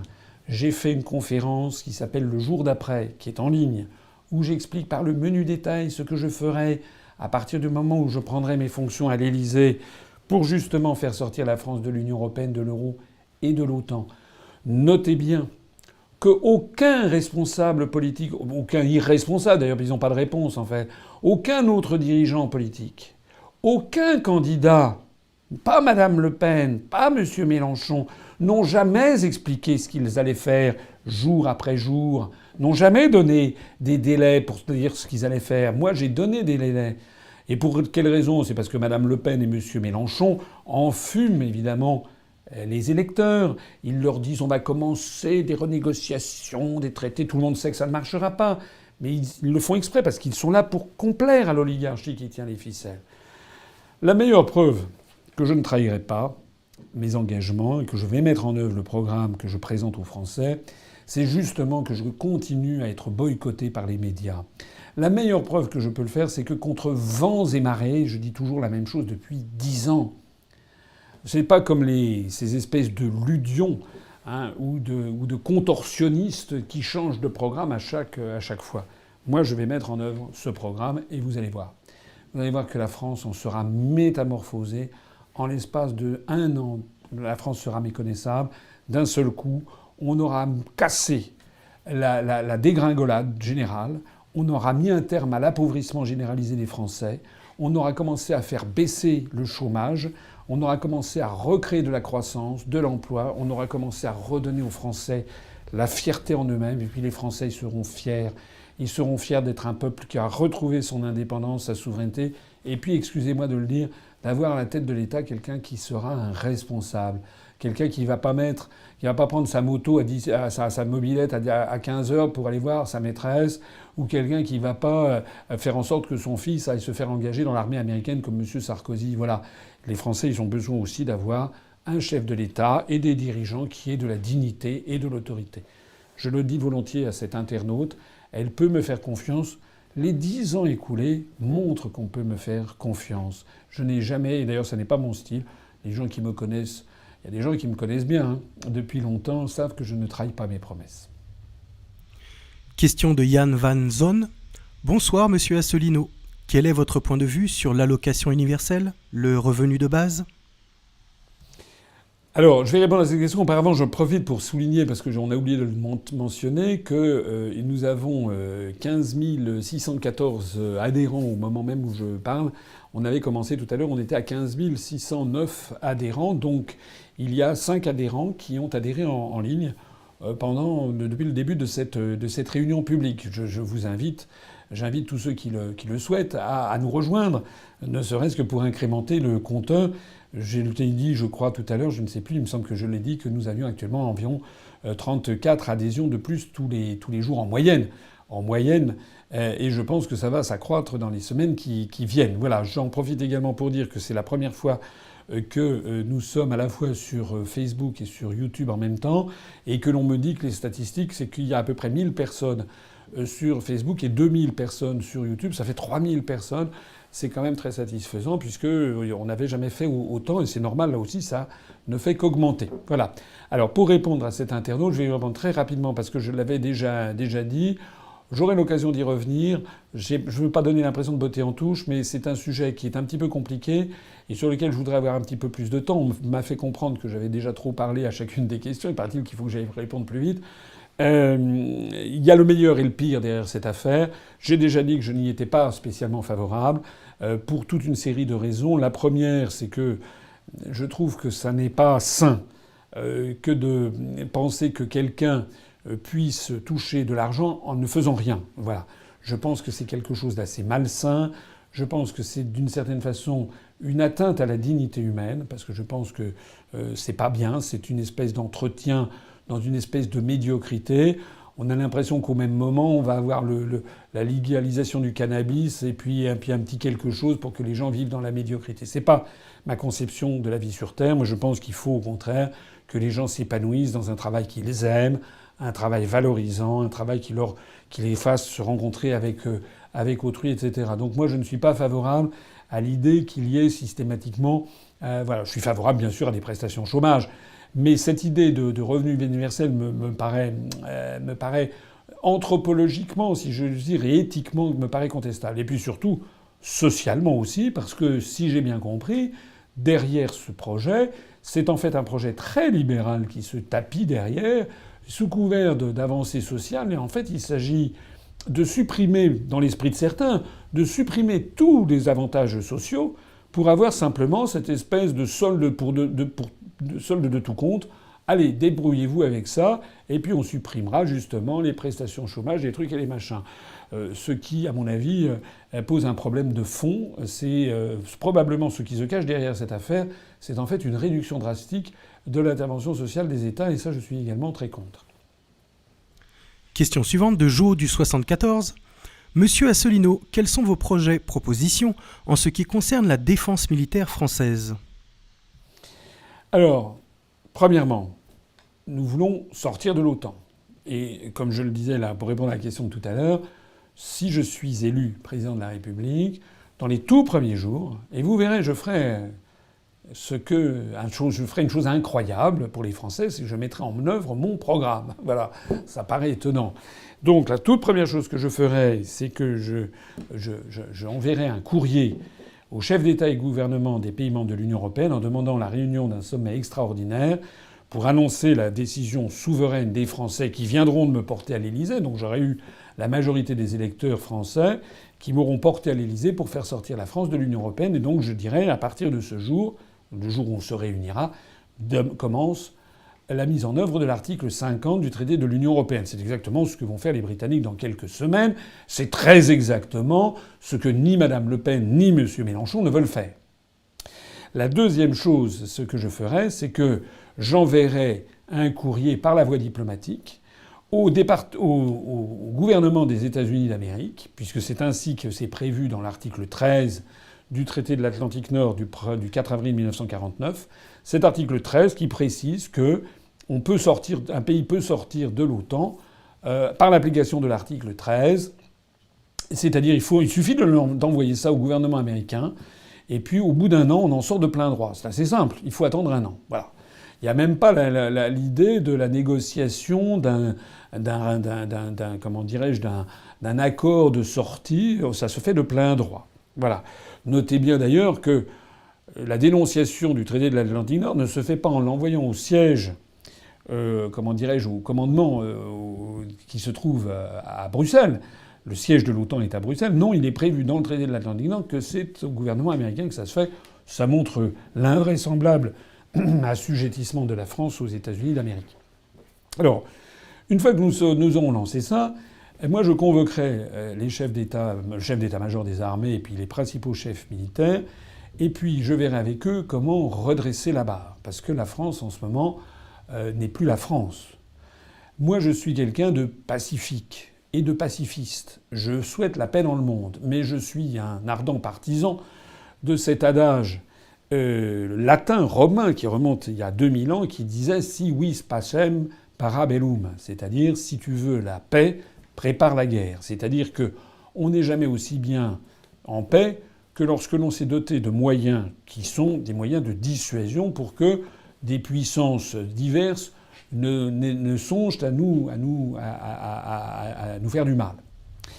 Ainsi donc, eh bien, je verrai avec les chefs d'État, avec les chefs des différentes corps des différentes armées, je reprendrai ce dossier, j'examinerai budget par budget, et ne doutez pas que mon intention est de redonner à l'armée française sa dignité et un budget qui soit conforme aux exigences d'une grande puissance moderne. Voilà. Les coupes sombres qui ont été faites dans le budget de la défense nationale sont absolument scandaleuses. On me dit, mais j'ose à peine le répéter, que ce soit la marine, que ce soit l'armée de terre ou même l'armée de l'air, on me dit que vraiment parfois c'est sordide. Voilà, ça n'est pas normal. N'oublions pas non plus la gendarmerie d'ailleurs. Donc il faut que face à toutes ces armes, on ait un plan quinquennal de redressement des armées françaises, en insistant non seulement bien sûr sur le maintien de la force de frappe nucléaire, mais aussi sur la nécessité, par exemple pour la France, d'assurer la couverture de sa zone économique exclusive avec un certain nombre de navires qui permettent justement d'assurer ça, d'assurer sa couverture aérienne, d'assurer ce qu'est une armée. Voilà. Donc comptez absolument sur moi pour ça. Je voudrais dire également que nous allons faire des économies qui permettront justement de redynamiser les budgets de certains ministères qui seront considérés comme prioritaires. Et ces économies, je l'ai dit tout à l'heure, viendront du retrait de l'Union européenne. Ça va nous coûter, ça va nous rapporter les coûts de 9 milliards d'euros actuels qui sont en direct, mais il y a au moins 4 milliards d'euros supplémentaires qui sont les coûts des cofinancements. Et puis il y a tous les coûts induits par la construction européenne, les réglementations, etc., qui se chiffrent en dizaines de milliards d'euros. Donc il faut bien comprendre qu'actuellement, il y a des budgets qui sont sanctuarisés par les gouvernements successifs, auxquels personne ne touche et qui sont des vrais scandales.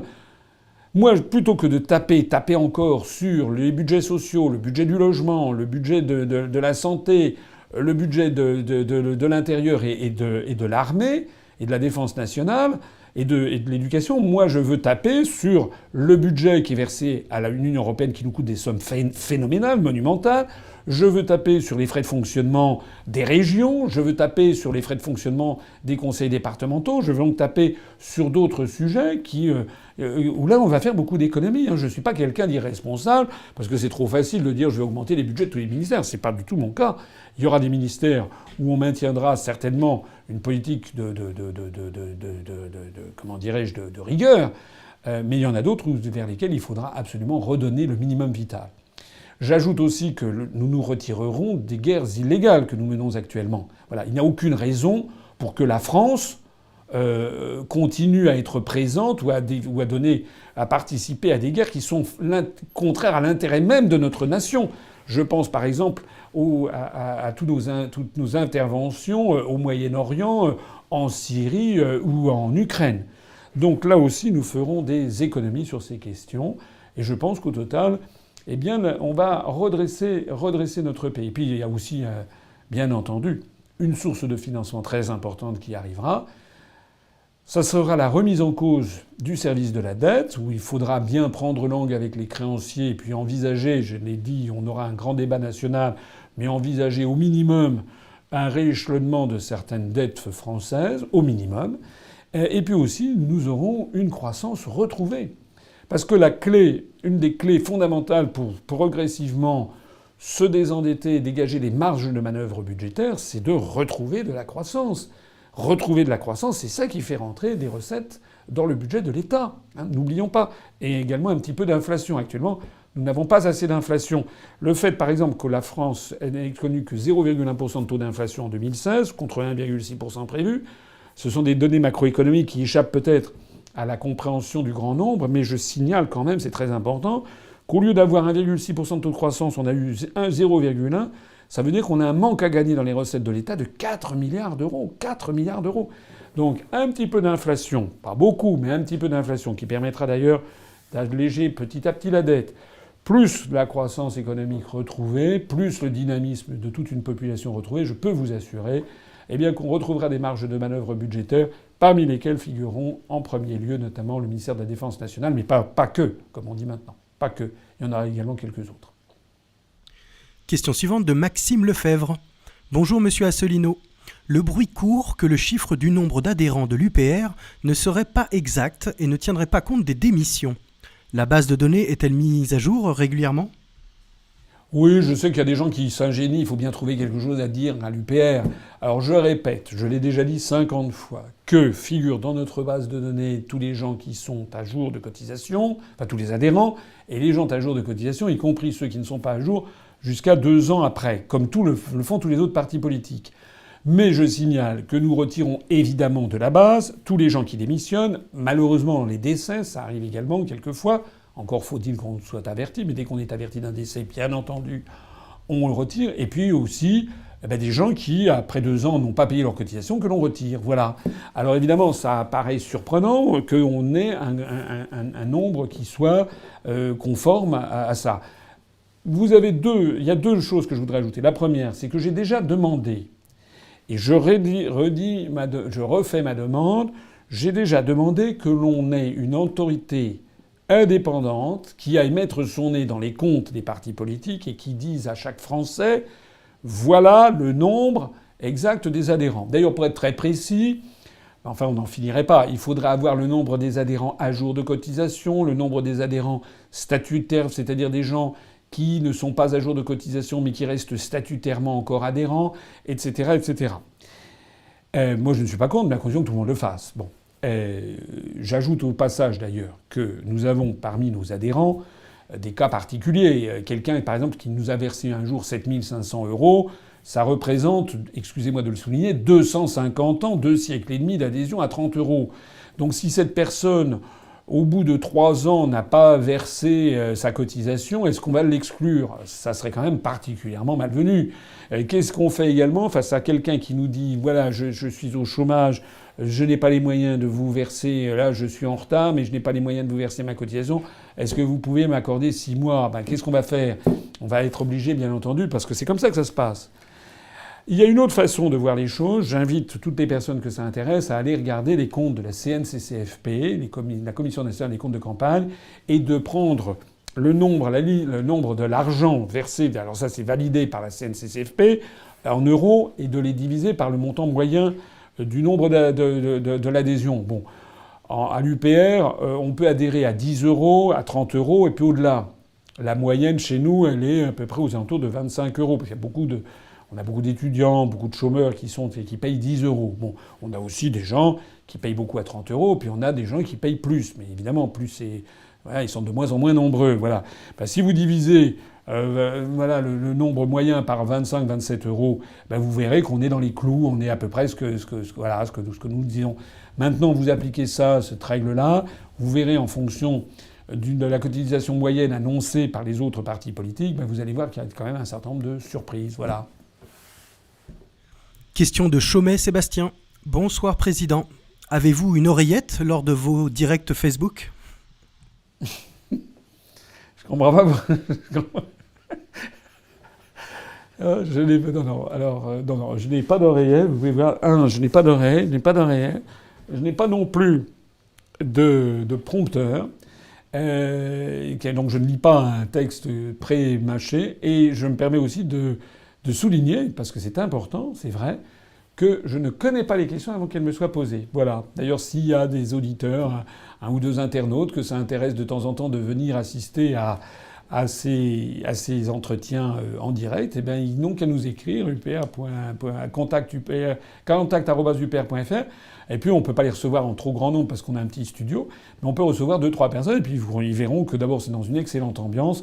J'en profite pour remercier toute l'équipe qui est là, avec Raphaël, qui a la voix suave que vous lui connaissez, que vous ne connaissez pas comment dirais-je, de visage, qui d'ailleurs réalise ces remarquables petites animations qui ponctuent la moitié de notre direct. Et puis on a aussi l'équipe avec Thibaut, avec Adrien, avec Rémi. Enfin, il faut que j'arrête de les citer parce que si j'en oublie un, je vais ensuite me faire houspiller à la sortie. Voilà. Non, je n'ai pas d'oreillette, je n'ai pas de prompteur, je n'ai pas préparé. Je parle tout à fait librement. En fait, je parle exactement comme je parlerais entre amis ou entre copains ou entre collègues. Voilà, on prend un verre ensemble. Voilà. Et puis s'il y a une question que je ne sais pas, je dirais je ne sais pas. Voilà. En tout cas, ce que je sais, c'est que je vois au passage que nous sommes maintenant à 15 620 adhérents. C'est-à-dire qu'on a fait 11 adhésions depuis le début de ce direct, et notamment on en a fait 6 depuis mon dernier rappel. Voilà, adhérez, rejoignez-nous. Alors rejoignez-nous, participez à l'histoire. Question suivante de Maximus. Bonsoir, que pensez-vous de la censure de l'Internet qui va se mettre en place d'ici peu, sous couvert de lutter contre les fake news ? Écoutez, je suis contre. Moi, je suis pour la liberté d'expression. Voilà. C'est aussi bête que ça, j'ai rien d'autre à ajouter. Je suis de façon générale pour la totale liberté d'expression. Il y a parfois des choses qui sont limites. Moi, je pense que la liberté d'expression, elle doit être bornée simplement par les procédures en insulte et en diffamation. Voilà. Parce que je pense que là, et de ce point de vue-là, malheureusement, en France, c'est extrêmement réduit. Les insultes et la diffamation, c'est très difficile à obtenir et à prouver. Mais pour le reste, j'estime qu'en fait, toutes les opinions doivent pouvoir se manifester, parce que finalement, l'être humain est ainsi fait qu'il recherche la vérité. Voilà. Alors effectivement, j'ai vu qu'il y a des projets qui sont très inquiétants, parce que, paraît-il, il y aurait un certain nombre de chaînes de télévision et de radio françaises qui s'allieraient à Facebook. Attendons de voir la suite des événements, parce que, en fait, Internet, c'est un peu une hydre donc, vous savez, comme l'hydre de Lerne, quand on lui coupait la tête, il y en avait d'autres qui repoussaient à côté. À supposer que Facebook se mette à censurer maintenant des opinions politiques, ça veut dire qu'il se passerait quoi ? Il se passerait qu'il y aurait des nouveaux sites qui apparaîtraient ici ou là, et puis les serveurs peuvent être hébergés dans tous les pays du monde. Donc moi, je ne crois pas beaucoup sur long terme à cette affaire. Je crois surtout à des gesticulations. Mais c'est vrai qu'il faut le suivre de près. Question de Nacher Hachmi. Bonsoir Monsieur Asselineau. Que pensez-vous de la politique d'Israël, notamment la loi sur les terres palestiniennes et la montée des tensions avec l'Iran ? Merci. Moi, je suis toujours d'une très grande clarté sur les questions concernant Israël, comme d'ailleurs sur les questions concernant la diplomatie internationale. Dans le monde d'aujourd'hui, il faut tout simplement respecter le droit international. Voilà, nous ne sommes plus des bêtes, ça n'est plus la loi de la jungle. Il y a eu toute une série d'évolutions de l'être humain depuis l'âge des cavernes, et puis qui progressivement, avec moult difficultés, des convulsions innombrables, est parvenu à avoir progressivement l'élaboration d'un droit international. Alors le droit international, il a évidemment une particularité, c'est qu'il n'a pas vraiment d'instance au-dessus de lui. C'est qu'il faut que les États agissent de bonne foi, comme c'est inscrit, ce beau mot de bonne foi est inscrit dans la charte de l'Organisation des Nations Unies. La charte de l'Organisation des Nations Unies, si vous la reprenez, elle est parfaite. Elle précise que tous les peuples ont le droit de choisir leur propre voie vers le développement. Donc ça n'est pas du tout un gouvernement mondial. Elle précise qu'on n'a pas le droit de faire de l'ingérence dans les affaires intérieures des autres États. Elle précise également que les États doivent appliquer de bonne foi le droit international et les résolutions du Conseil de sécurité des Nations Unies. Voilà. Actuellement, l'État d'Israël se juge très largement au-dessus du droit international, puisque c'est l'État recordman, si j'ose dire, du nombre de résolutions du Conseil de sécurité qui n'ont pas été suivies des faits. Je l'avais dit largement au moment de la dernière guerre de Gaza. Nous avions d'ailleurs été le seul mouvement politique français à protester et à demander que des sanctions fussent prises à l'encontre de l'État d'Israël jusqu'à ce qu'il respecte les résolutions du Conseil de sécurité. Je me permets de le souligner. Eh bien là, de la même façon, ça n'est pas admissible en fait, on voit que le gouvernement israélien fait un bras d'honneur à la communauté internationale, mais la vraie cette fois-ci. Pas seulement ce que les Américains appellent la communauté internationale, c'est-à-dire les États-Unis et leurs affiliés. Quand je dis la communauté internationale, c'est la communauté mondiale, la communauté planétaire, de tous les États membres des Nations Unies. Ça n'est pas admissible de faire ce que fait actuellement le gouvernement israélien en décidant de nouvelles décisions, de mettre la main et de construire des nouveaux logements à Jérusalem-Est, dans la partie de Cisjordanie. Même François Hollande a protesté. Vous vous rendez compte ? Même François Hollande a protesté. Ça prouve que là, ça va pas. Il faut absolument, et je pense encore une fois que c'est quand même dommage, parce qu'il y a quand même, je le sais, il y a quand même en Israël, il y a une opposition. Il y a des Israéliens qui sont actifs pour la paix et qui demandent justement l'arrêt de cette politique. Et je ne confonds pas, bien entendu, l'ensemble des Juifs du monde avec les citoyens israéliens. Voilà, je ne vais pas entrer ici dans un débat qui mériterait des heures et des heures de discussion. Mais il y a aussi quand même beaucoup de gens, y compris des amis d'Israël, qui disent ça va pas, et ça ne peut pas continuer à aller comme ça dans le mur, dans une politique qui consiste à empirer systématiquement. Voilà, on ne peut pas avoir en permanence un peuple qui est dénié, bafoué dans tous ses droits. S'agissant de l'Iran, j'ai vu les déclarations à l'emporte-pièce de Donald Trump sur l'Iran, que personnellement, qui ne me satisfont pas. J'espérais que Donald Trump serait baisserait les tensions. On a l'impression qu'il veut les baisser vis-à-vis de la Russie, mais qu'il compte en revanche les augmenter vis-à-vis de la Chine et vis-à-vis de l'Iran. J'ai vu les déclarations qu'il a faites, j'ai vu la réponse aussitôt qu'a faite le Kremlin, très, très sûr de lui. Le Kremlin qui a dit que il continuerait à traiter avec l'Iran. De façon générale, je pense que, en tout cas, ça sera la diplomatie que j'appliquerai si je suis élu président de la République. Ça sera une diplomatie de nature gaullienne.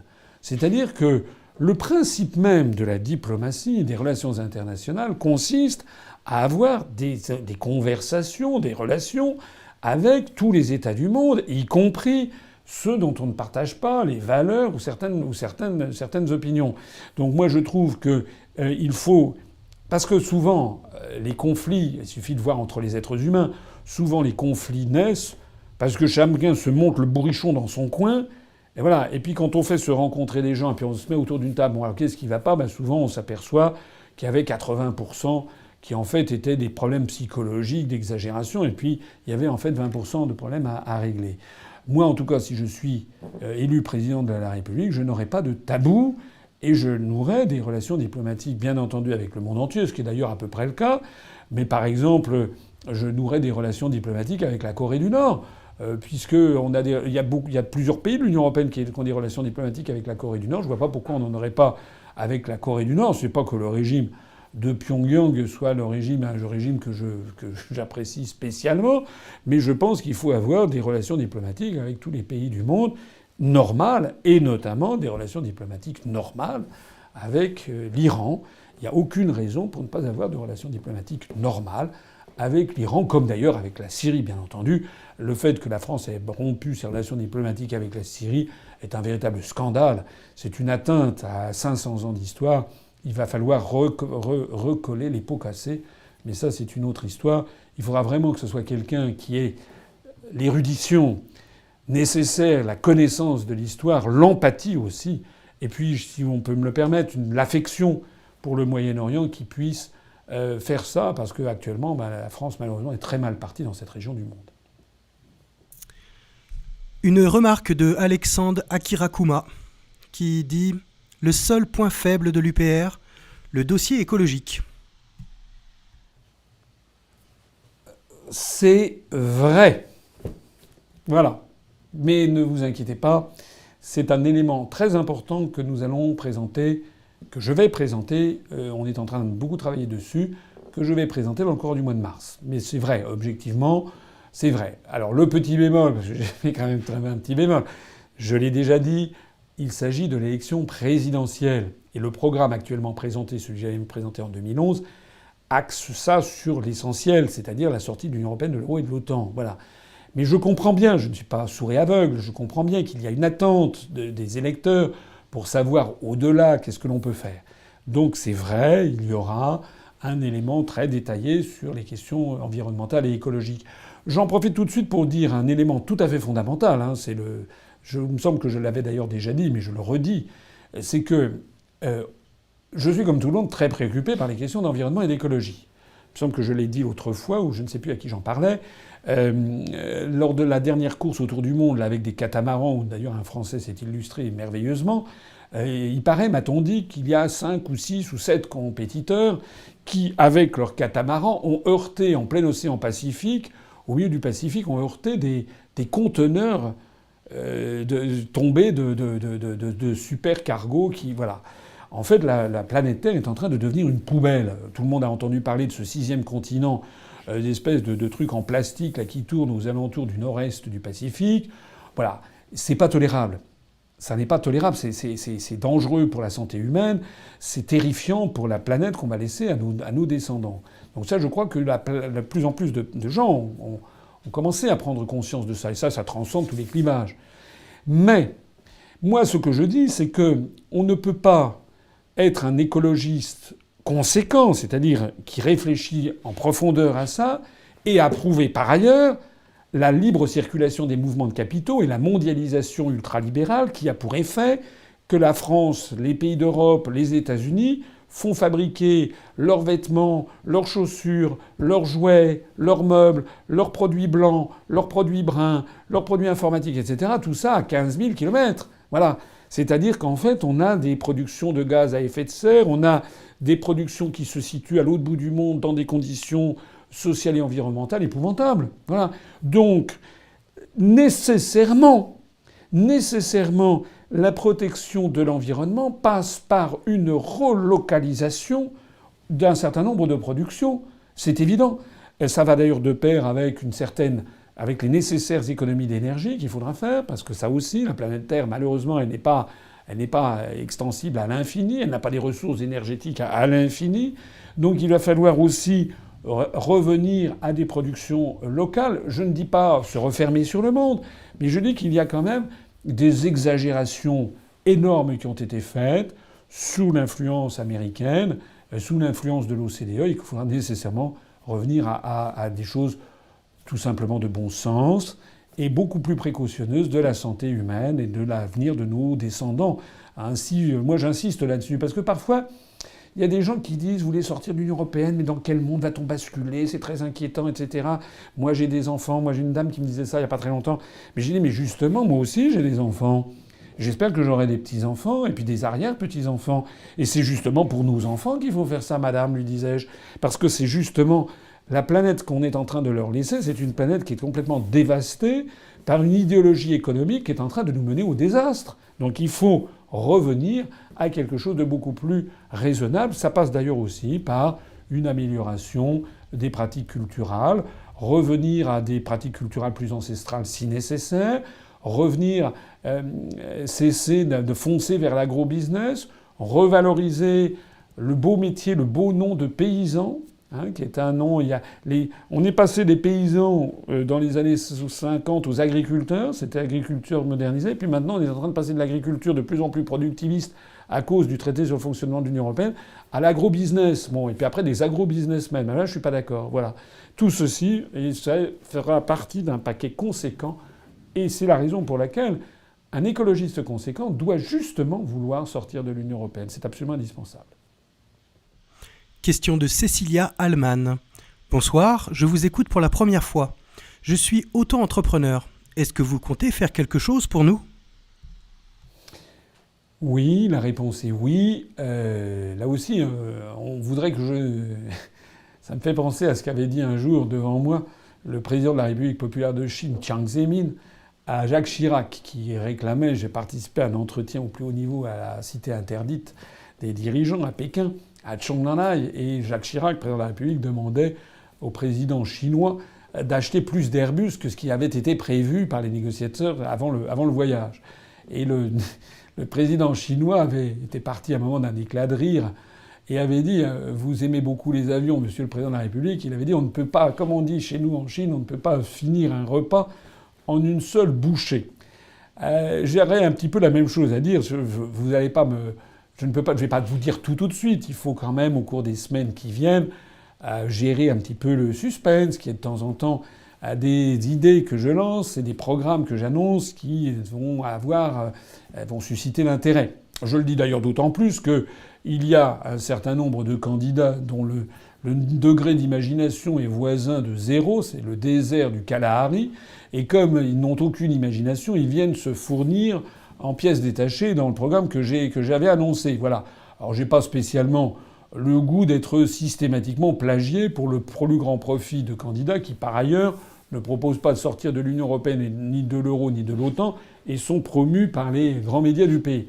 Voilà, je suis gentil, mais il y a quand même des limites au fait de se faire plumer son programme. Donc, ne vous inquiétez pas. Il y aura quand même des choses, parce que je vais quand même vous donner un petits éléments. Oui, il y aura des choses parce que je suis très très attentif au monde de demain, au monde qui est en train d'arriver. Il y a plein de choses nouvelles. Je crois beaucoup à l'idée que les grandes structures hiérarchiques seront passées de mode, qu'il y a de plus en plus une autonomisation des individus, et que de ce point de vue-là, le caractère auto-entrepreneur est quelque chose d'avenir. Je suis très attentif au fait que beaucoup de jeunes Françaises et de jeunes Français ont atteint un certain degré d'autonomie. C'est complexe, parce qu'à la fois, je pense qu'on est on est plus gamin plus longtemps. Les gens vivent beaucoup plus longtemps. Donc on voit des personnes à 40 ans qui se comportent comme des enfants. Moi-même, ça m'arrive parfois de faire des trucs que je pense mes grands-parents à mon âge n'auraient pas fait. Bon, il y a une espèce de côté un petit peu ludique. Donc ça, c'est peut-être une certaine dépendance vis-à-vis de la jeunesse. Mais il y a aussi de la maturité. Et il y a aussi beaucoup de gens qui ont envie de s'installer à leur compte. Et voilà. Ça, il faut les aider. On aura des systèmes. Là, au passage, d'ailleurs, il y a des systèmes qu'il va falloir totalement revoir. Hein. Le RSI, par exemple, est un véritable scandale. Il va falloir toiletter tout ça. Et puis, comptez sur moi pour alléger les réglementations. Et j'insiste sur un aspect des choses. Là encore, un des arguments très forts qu'il y a eu de l'autre côté de la Manche des partisans du Brexit, c'était de dire que la sortie de l'Union européenne allait leur permettre d'alléger considérablement les réglementations.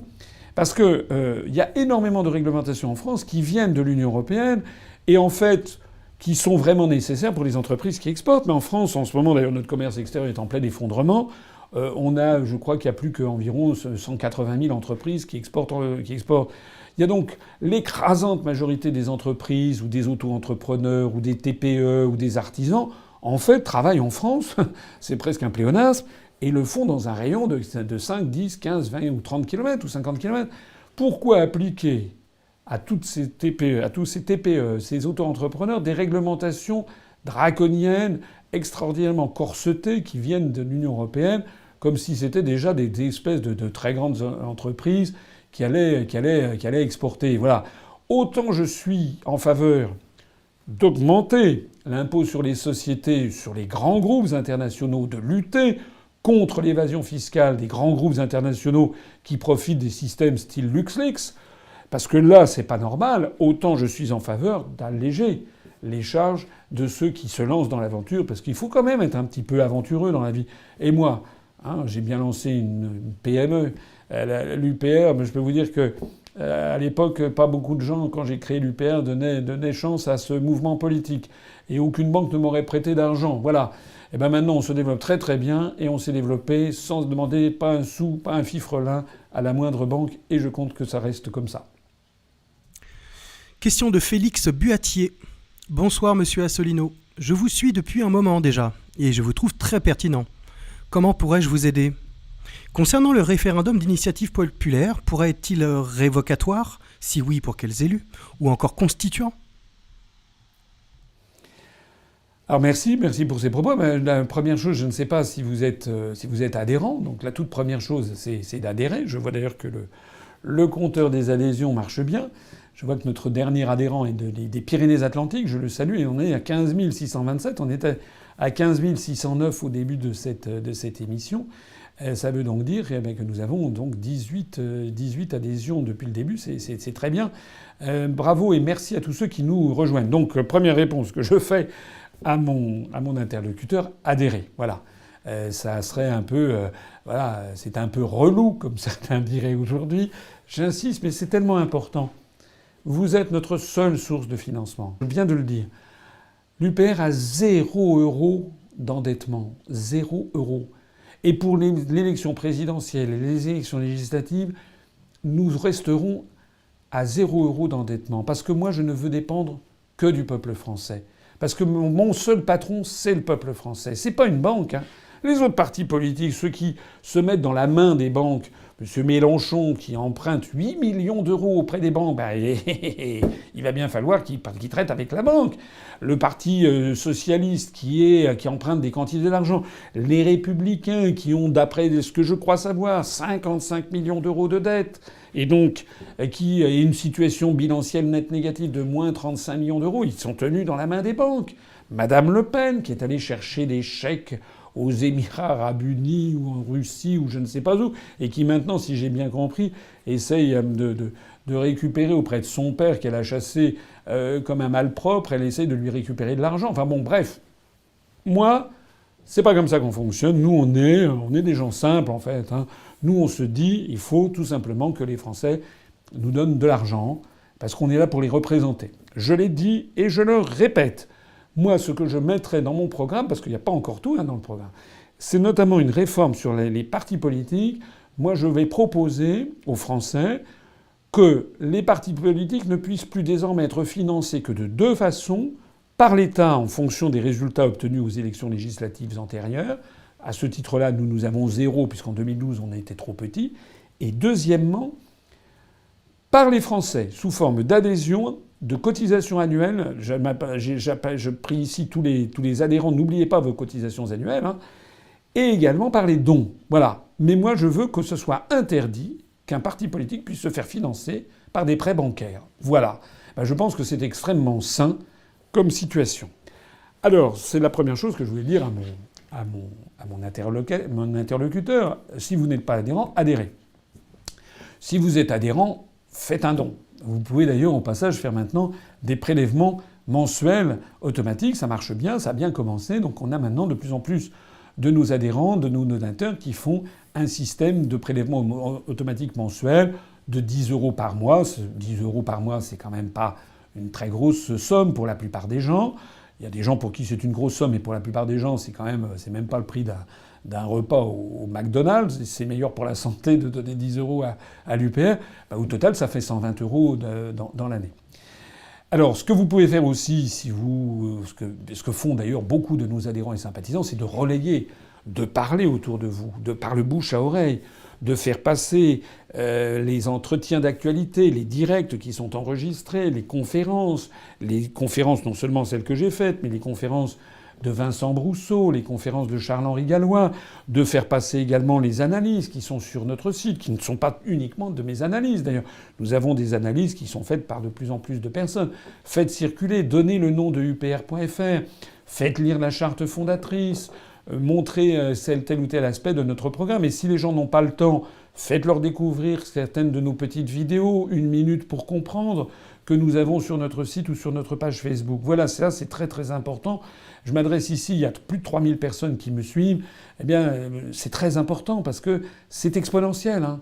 Si chacun se développe comme ça, on va avoir... D'ailleurs, actuellement, la notoriété de l'UPR est en croissance exponentielle. Parce que les Français en ont marre. Ils en ont marre, ils ont raison d'en avoir marre de la situation politique. Et ils se disent, il faut que je trouve une solution. Ben, la solution, c'est nous. Voilà, c'est aussi simple que ça. Voilà. On est le seul mouvement politique qui apportons les bonnes solutions. Et je crois être vraiment... Honnêtement, franchement, je pense, en toute immodestie, être le seul grand candidat, c'est-à-dire le seul qui soit du niveau de l'élection présidentielle. Les autres, c'est minable. Voilà. Alors, maintenant, vous m'avez posé une question. Je me rappelle plus ce que c'était la question. La deuxième partie de la question, c'était... Est-ce que le référendum d'initiative populaire peut être... Ah oui, sur le référendum d'initiative populaire. Donc, le référendum d'initiative populaire, il faudra que 500 000 personnes soient allées déposer en mairie leur approbation, leur signature, et en présentant une carte d'identité sur une question qui aura pu être lancée, par exemple, sur un forum, ou par exemple sur un site internet, voilà. Donc si 500 000 Français et Françaises signent cette pétition, là, eh bien, pour avoir cette question, la question sera validée par le Conseil constitutionnel pour vérifier la constitutionnalité de la question. Mais si la question est bien jugée constitutionnelle, si elle ne remet pas, par exemple, en cause les fondements même de la République ou de l'indépendance nationale, si la question est posée, eh bien, elle sera posée aux Français. Voilà, tout simplement. Alors, par exemple, eh bien, ça pourrait être, pourquoi pas, un référendum révocatoire. Oui, je ne suis pas en désaccord. Disons que le mandat est déjà de 5 ans, il est très court, donc c'est vrai qu'il faudrait peut-être trouver un système pour éviter qu'il y ait un référendum révocatoire tous les 2 mois, parce qu'il ne faudrait pas non plus créer de l'instabilité constante. Mais je pense qu'effectivement, de temps en temps, si par exemple il y avait eu un référendum révocatoire contre François Hollande au bout des 2 ans, ça aurait été justifié. Il aurait été justifié que ce monsieur qui s'est fait élire sur des promesses totalement mensongères soit prié de regagner ses chères études. Voilà. Et puis ça peut être des référendums sur toute une série d'autres sujets. Moi, je suis en faveur des référendums, je l'ai déjà dit, parce que je pense que le monde d'aujourd'hui va dans cette direction, mais que les référendums nécessitent quand même un certain 500 000 Français, ça fait déjà beaucoup. Et puis il faudra peut-être prévoir quand même que la question, après la validation par le Conseil constitutionnel, qui est je sais pas, 3 mois de campagne électorale pour que tout le monde puisse faire valoir son point de vue pour éviter quand même les jugements qui seraient trop expéditifs. Voilà. Question de Marion Grelier. Bonsoir, animez-vous un meeting à Paris prochainement ? Oui, j'en ai déjà parlé. J'y reviens dessus. Vous savez que nous sommes aujourd'hui, donc on est le 8 février 2017. Le 25 mars 2017, c'est-à-dire dans un mois et demi, nous allons avoir le grand événement, enfin un grand événement, parce qu'il va y en avoir d'autres, je crois. Je suis confiant pour la suite. Donc on va avoir un grand événement le 25 mars 2017. Voilà, parce que c'est les 10 ans de l'Union populaire républicaine. Et par construction, c'est les 60 ans du traité de Rome qui crée le marché commun. Donc, pour le 25 mars 2017, je vais l'annoncer dans les tout prochains jours, le temps de signer définitivement le contrat, parce qu'on a eu des demandes de précision sur les dispositions du local où ça va se situer. On va avoir un très grand local. On espère que des milliers de personnes vont venir le 25 mars 2017. C'est un samedi, c'est à Paris. Donc prévoyez maximum de venir parce que je pense que ça va être vraiment ça va être un très grand événement. Ça sera en outre 5 jours après l'annonce officielle des candidats à l'élection présidentielle. J'espère, je l'ai déjà dit tout à l'heure, pouvoir être candidat. Évidemment, si je suis pas candidat, l'atmosphère sera un petit peu tristounette, mais ne sera pas pour autant désespérée, puisqu'on aura des candidats dans toutes les législatives. Si je suis candidat à l'élection présidentielle, là, je pense que l'atmosphère sera particulièrement exceptionnelle. Et je pense qu'à ce moment-là, on aura les médias, radio, télévisés, nationaux et internationaux nécessaires. Donc, effectivement, mobilisez-vous pour être présent à Paris, dans la mesure de vos moyens, bien entendu. On organisera du covoiturage, tout le monde peut l'organiser, peut passer par Blablacar, peut faire avec des copains, etc. Mais il faut être présent à Paris entre, disons, à peu près 15h et puis 22h.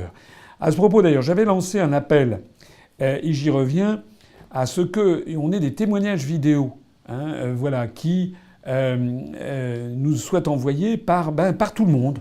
Vous êtes adhérent, vous êtes sympathisant, vous hésitez, vous avez beaucoup hésité, puis vous avez sauté le pas. Vous êtes un maire et vous avez décidé de me parrainer. Vous êtes une mère au foyer, vous êtes une étudiante, vous êtes un expatrié, vous êtes au chômage, vous êtes un directeur d'une très grande banque. Non, mince, ça on n'en a pas, c'est vrai, j'avais oublié. Bref, quelle que soit votre situation sociale, votre religion, votre ethnie, bien entendu tout ça. En gros, il faut que ce soit le peuple français qui s'exprime. Faites-nous passer des témoignages vidéo, et puis on choisira les meilleurs et on mettra ça dans cet immense hall où on va réunir, je l'espère, plusieurs milliers de personnes. Eh bien, on mettra ça, notamment, ça sera des témoignages vidéo. Je crois d'ailleurs, comme on s'attendait un petit peu à ce qu'il y ait cette question qui soit posée, je crois que Raphaël a tiré profit du temps où j'ai parlé pour le préparer. Vous avez un exemple à nous montrer, Raphaël ? Tout à fait. Ah, alors attendons. Je le vois.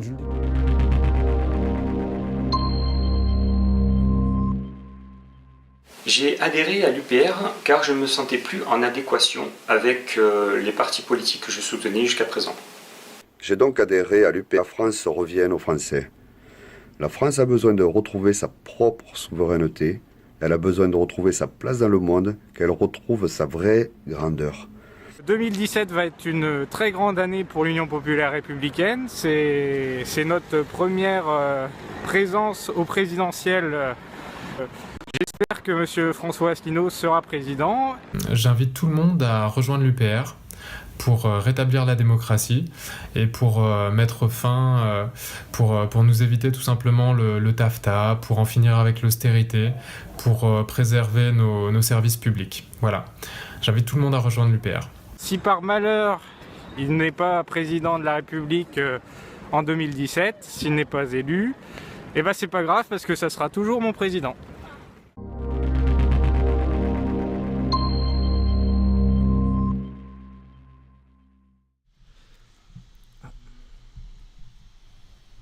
Oui, je voudrais commenter parce que en fait, Raphaël m'avait fait petite cachotterie, parce que j'avais pas vu ces premiers témoignages. Je pense que vous en avez sélectionné quelques-uns. Donc ça, c'est vraiment, voilà, c'est très très bien. Il faut que vous y mettiez tous. Vous avez vu, on a des témoignages qui viennent d'un petit peu partout. C'est sympa. Moi, je trouve ça super sympa. Mais il faut qu'il y en ait bien davantage. Et puis qu'il faut, là, il n'y a pas beaucoup de femmes.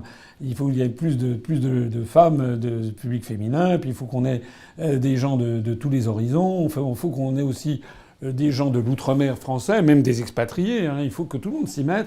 Vous l'envoyez à 10ans@upr.fr. 10ans@upr.fr. Envoyez-le. Ça sera vraiment très sympathique. Au passage, j'en profite pour souligner que on vient de franchir les 15 630 adhérents. On avait commencé à 609. Ça fait 21 adhésions depuis le début de ce direct. C'est du sans précédent pour un direct. Voilà. Alors, encore une question, Raphaël. Oui, je vous propose de terminer cette émission, puisqu'il est bientôt 23h, avec une dernière question de Poinquer 61. Bonsoir, monsieur Asselineau. Pensez-vous utiliser des hologrammes pour vos meetings ? Merci.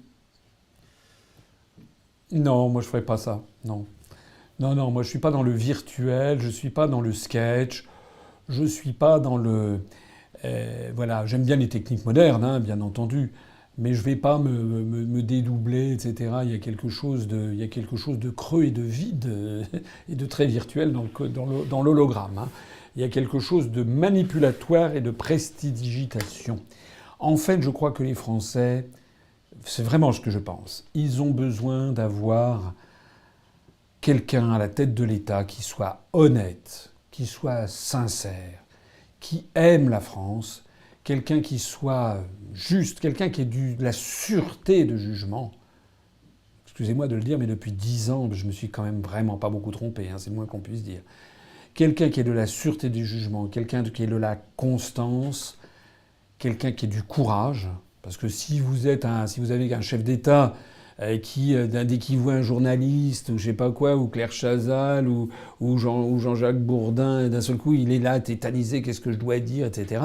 Vous imaginez comment il va défendre les intérêts de la France s'il doit rencontrer le président chinois Xi Jinping, ou bien Donald Trump, ou bien Vladimir Poutine, ou bien le chancelier ou la chancelière d'Allemagne.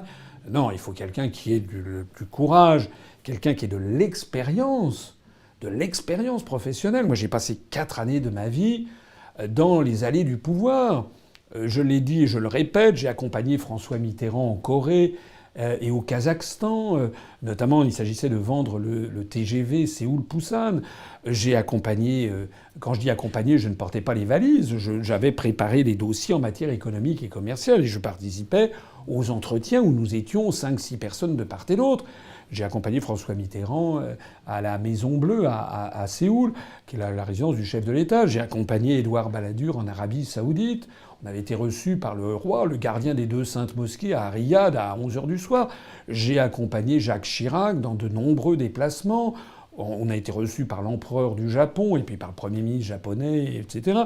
Je l'ai accompagné en Chine, j'en parlais tout à l'heure. Je l'ai accompagné en Thaïlande, en Malaisie, à Singapour. J'ai accompagné Jacques Chirac au Brésil, en Argentine, en Bolivie, au Paraguay, en Uruguay.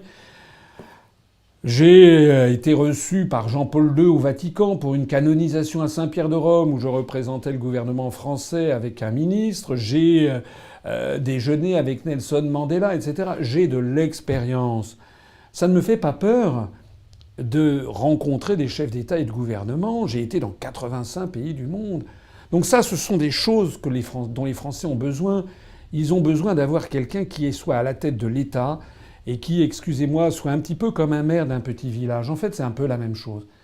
Un maire d'un petit village, c'est quelqu'un qui se dévoue pour la collectivité parce qu'au fond, il aime son village. Voilà, il a envie que son village soit le plus beau village du monde, le plus fleuri, etc. C'est de ça qu'il a envie. Voilà.